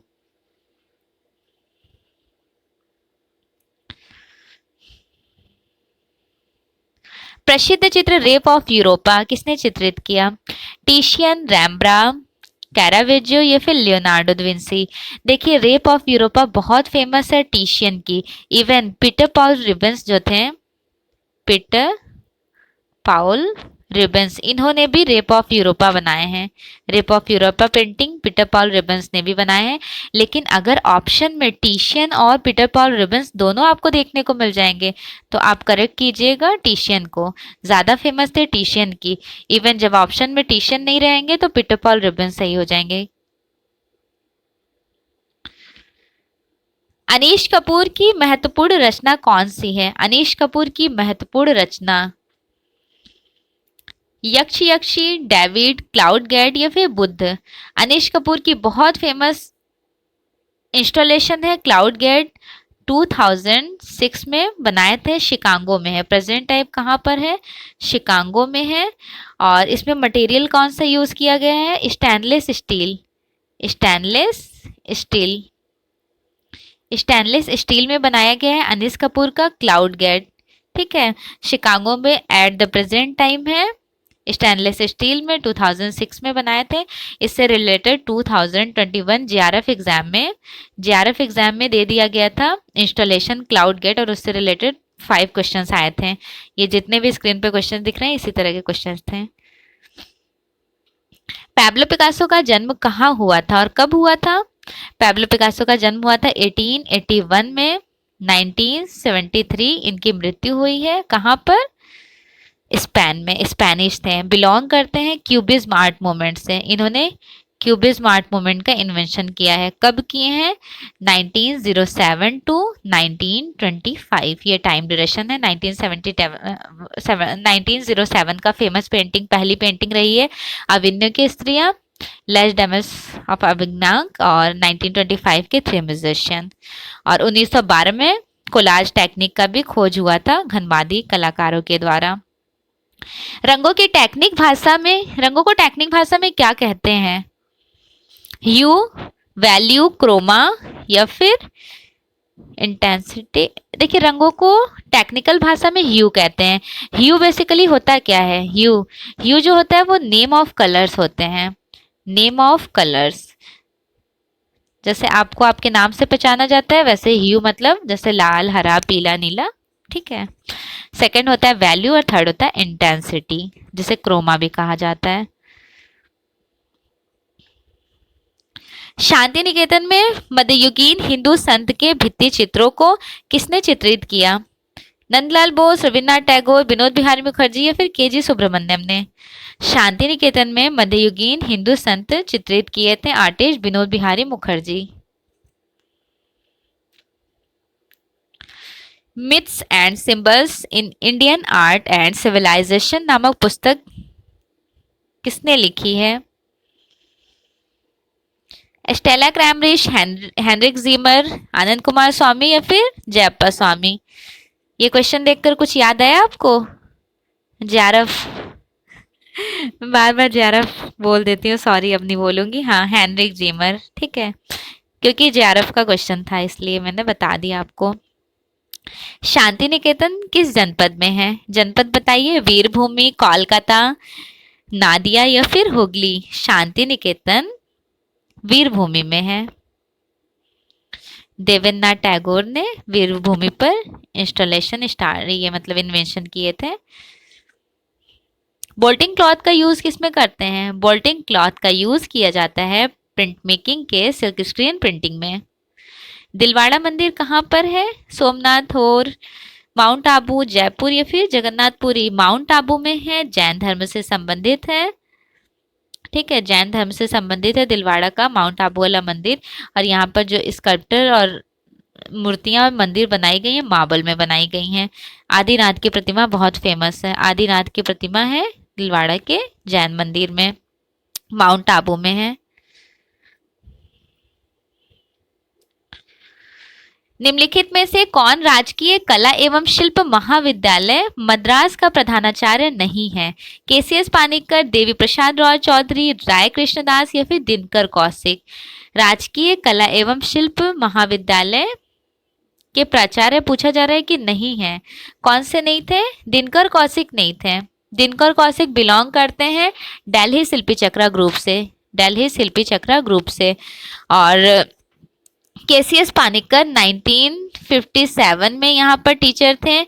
1929 में डीपी रॉय चौधरी थे। 1884 में यहाँ पे टीचर थे EV Havell, EV Havell, Ernest Binfield Havell. Even Madras कला विद्यालय की स्थापना 1850 में हुई थी अलेक्जेंडर के थ्रू। नेक्स्ट क्वेश्चन देखिए, कैराविजो किस कला आंदोलन से संबंधित है? पुनर्जागरण काल, अलंकृत, बरूक या फिर स्वच्छंदतावाद। कैराविजो बहुत फेमस आर्टिस्ट है, बिलोंग करते हैं बरूक कला आंदोलन से। बरूक कला आंदोलन के जन्मदाता कहे जाते हैं, फाउंडर, जन्मदाता। कला आंदोलन स्टार्ट हुआ था 1600 से लेकर के 1750 तक चला। बेसिकली बरूक कला आंदोलन कब शुरू हुआ? जब मैनरिज्म का एंड हुआ था, देन बरूक कला आंदोलन शुरुआत हुई थी। मैनरिज्म जिसे हिंदी में कहते हैं रीतिवाद, that means high renaissance end हुआ। हाई रेनेसेंस का टाइम आपको पता है कि 1400 टू 1600। जब इसका एंड होता है देन फॉरन स्टार्ट हो जाता है। बरूक आर्ट कहाँ पे शुरू होता है? इटली में, इटली में शुरू होता है। यहाँ पे लाइट एंड शेड को कैप्चर किया गया है। कैराविजो जन्मदाता कहे जाते हैं। इवन अनदर आर्टिस्ट है लाइक पीटर पॉल रिबेंस, रैम्ब्रा, ठीक है, यहीं से बिलोंग करते हैं। और एक यहाँ के फेमस स्कल्प्टर आर्टिस्ट हैं बर्नीनी, बहुत फेमस है बर्नीनी। नेट जेआरएफ की प्रिपरेशन कर रहे हैं तो आप बर्नीनी के बारे में ब्रीफली बहुत अच्छे से पढ़ लीजिएगा। नेक्स्ट क्वेश्चन देखिए, विज्ञापन कैरेक्टर गट्टू का निर्माण किया था। गट्टू का निर्माण आर के नारायण, अजीत निदान या फिर के एस कुलकर्णी, आर के लक्ष्मण। गट्टू का निर्माण जॉन कांस्टेबल संबंधित हैं। John constable, he was a famous English romantic artist, belong करते हैं इंग्लिश रोमांटिक पेंटिंग से। जॉन कांस्टेबल एक बहुत फेमस लाइक लैंडस्केप आर्टिस्ट थे। इन्होंने बहुत फेमस हाई वैन पेंटिंग बनाए। मोस्ट इंपॉर्टेंट इनकी पेंटिंग है हाई वैन। हाई वैन एक है दधाम मिल, दधाम मिल, हाई वैन को ही हिंदी में दधाम मिल कहते हैं। जॉन कांस्टेबल ने कलर्स लाइक आपने देखा होगा जो वो कलर्स होते हैं SAP, burn Saina, yellow occur, इस कलर्स को कैप्चर करके इन्होंने बहुत प्यारे प्यारे से नेचुरल लैंडस्केप बनाए हैं। इंग्लिश रोमांटिक पेंटिंग से बिलोंग करते हैं। द थिंकर नामक मूर्ति किसकी है? द थिंकर बहुत फेमस थे आर्टिस्ट ऑगस्ट रॉडिन की। ऑगस्ट रॉडिन जिसे हिंदी में कहते हैं रौदा।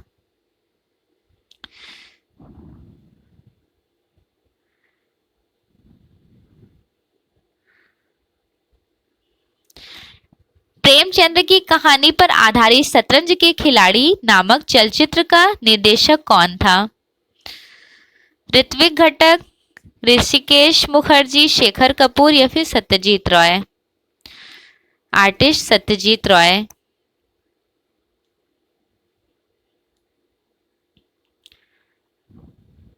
ब्लू पॉटरी के लिए जयपुर ब्लू पॉटरी के पुनरुत्थान की पृष्ठभूमि में कौन था? केवी जेना, देवी लालकर या फिर कृपाल सिंह शेखावत।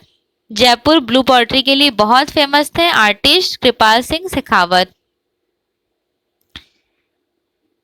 सांथाल फैमिली मूर्ति के चित्रकार कौन है? बालबीर सिंह कट, राम किंकर बैज, अवतार सिंह पवार या फिर पी सुरेंद्र। सांथाल फैमिली बहुत फेमस स्कल्प्टर है, 1938 में बनाई गई है सीमेंट कंक्रीट के थ्रू। राम किंकर बैज ने बनाए हैं। अजंता गुफाओं की खोज कब हुई थी? 1850, 1819, 1908। 1908 में अजंता में क्यूरेटर की नियुक्ति हुई थी और 1890 में अजंता गुफा की खोज हुई थी।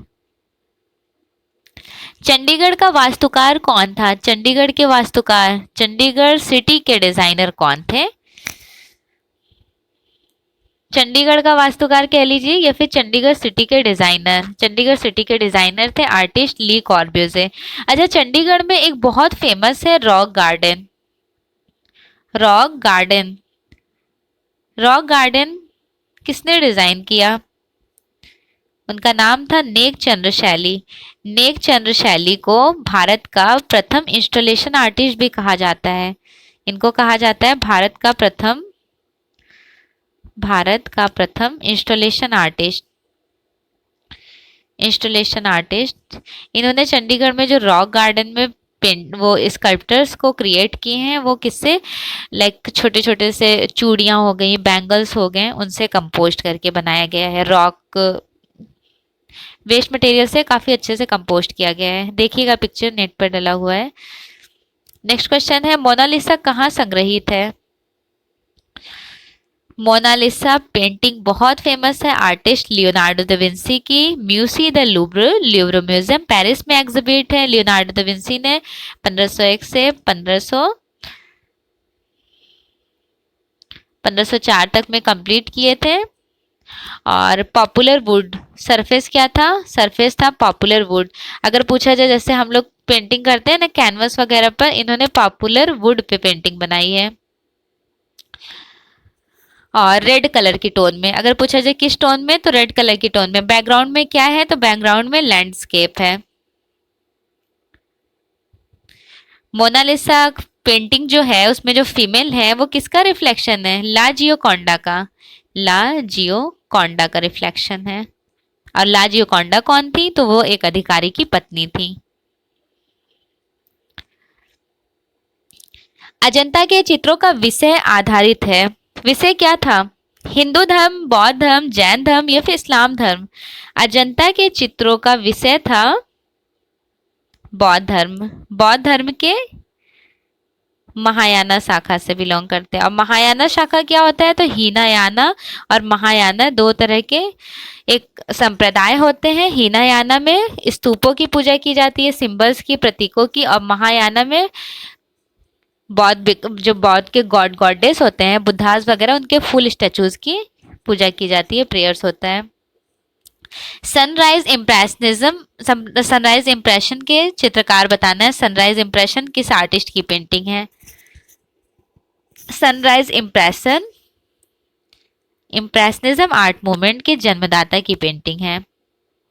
इम्प्रेशनिज्म आर्ट मूवमेंट के जन्मदाता जो फाउंडर कहे जाते हैं, दैट मीन्स क्लाउड मोनेट की पेंटिंग है। क्लाउड मोने को। A4 कागज का वास्तविक माप क्या है? A4 कागज का वास्तविक माप 210, 297, 297 to 420, 210 to 287 या फिर 228 to 287? Right answer is A, 210 to 227।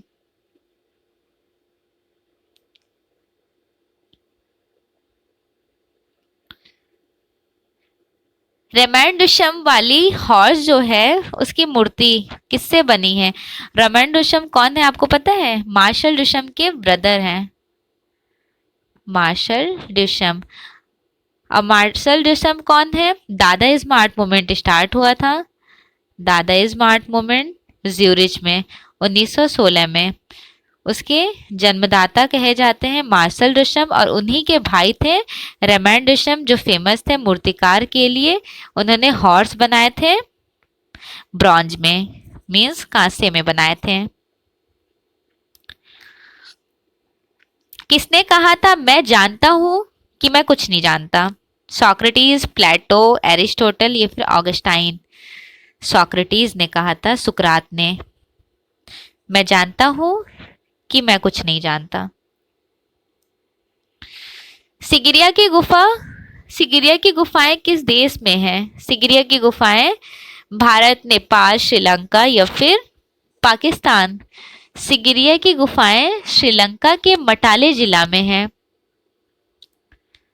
Matale जिला में यहाँ पे सिगिरिया की गुफा बेसिकली फेमस रही थी। सिगिरिया की गुफा में कुलीन महिलाओं की पेंटिंग्स देखने को मिल जाती है, 21 कुलीन महिलाओं की पेंटिंग। सवाई मान सिंह द्वारा बनाया गया जंतर मंतर है। सवाई राम सिंह मान सिंह द्वारा बनाया गया जंतर मंतर कहाँ पर है? जयपुर, पटना, हैदराबाद या फिर बड़ौदा? पटना, हैदराबाद, बड़ौदा तो हो नहीं सकता, सिंपल से। सवाई मान सिंह बिलोंग करते हैं जयपुर से, तो दैट मीन्स जंतर मंतर जयपुर में ही है, सवाई राम सिंह द्वारा बनाया गया है, मान सिंह द्वारा। फावाद का सबसे प्रमुख चित्रकार कौन थे? फावाद के सबसे प्रमुख चित्रकार कौन थे? सिजान, पिकासो, गोया या फिर हेनरी मैटिस? जैसे कि बताया, सिजान बिलोंग करते हैं पोस्ट इम्प्रेशनिज्म, जन्मदाता कहे जाते हैं उत्तर प्रभाववादी के। क्यूबिज्म आर्ट मूवमेंट से बिलोंग करते हैं Pablo Picasso, that means Pablo Picasso घनवादी कला आंदोलन के जन्मदाता। और इनको संधि कलाकार कहा जाता है, गोया को। इन्होंने रोकोको में तो काम किया, रोमांटिसिज्म आर्ट मूवमेंट में भी काम किया, स्वच्छंदतावाद में। राइट आंसर यहाँ हेनरी मैटिस हो जाएंगे।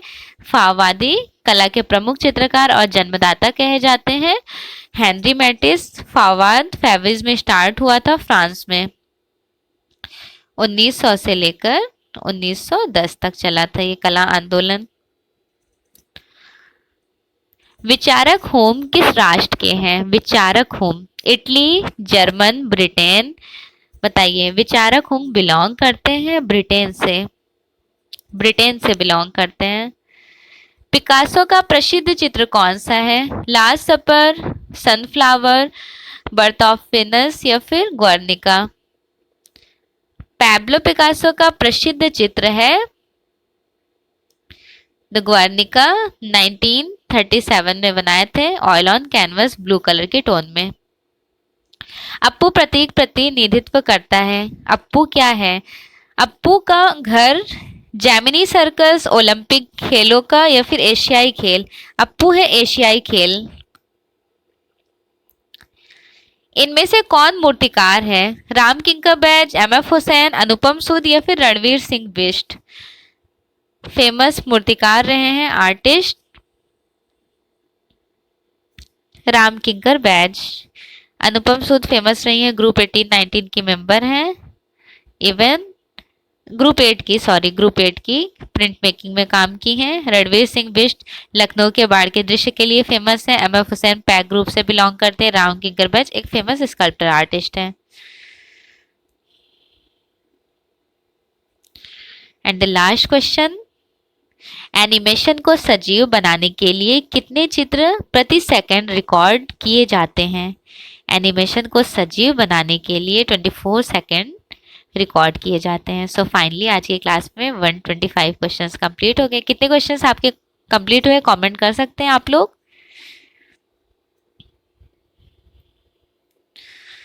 So okay, thanks for watching. Best wishes for your exam. Please channel को लाइक ज़रूर कर दीजिएगा।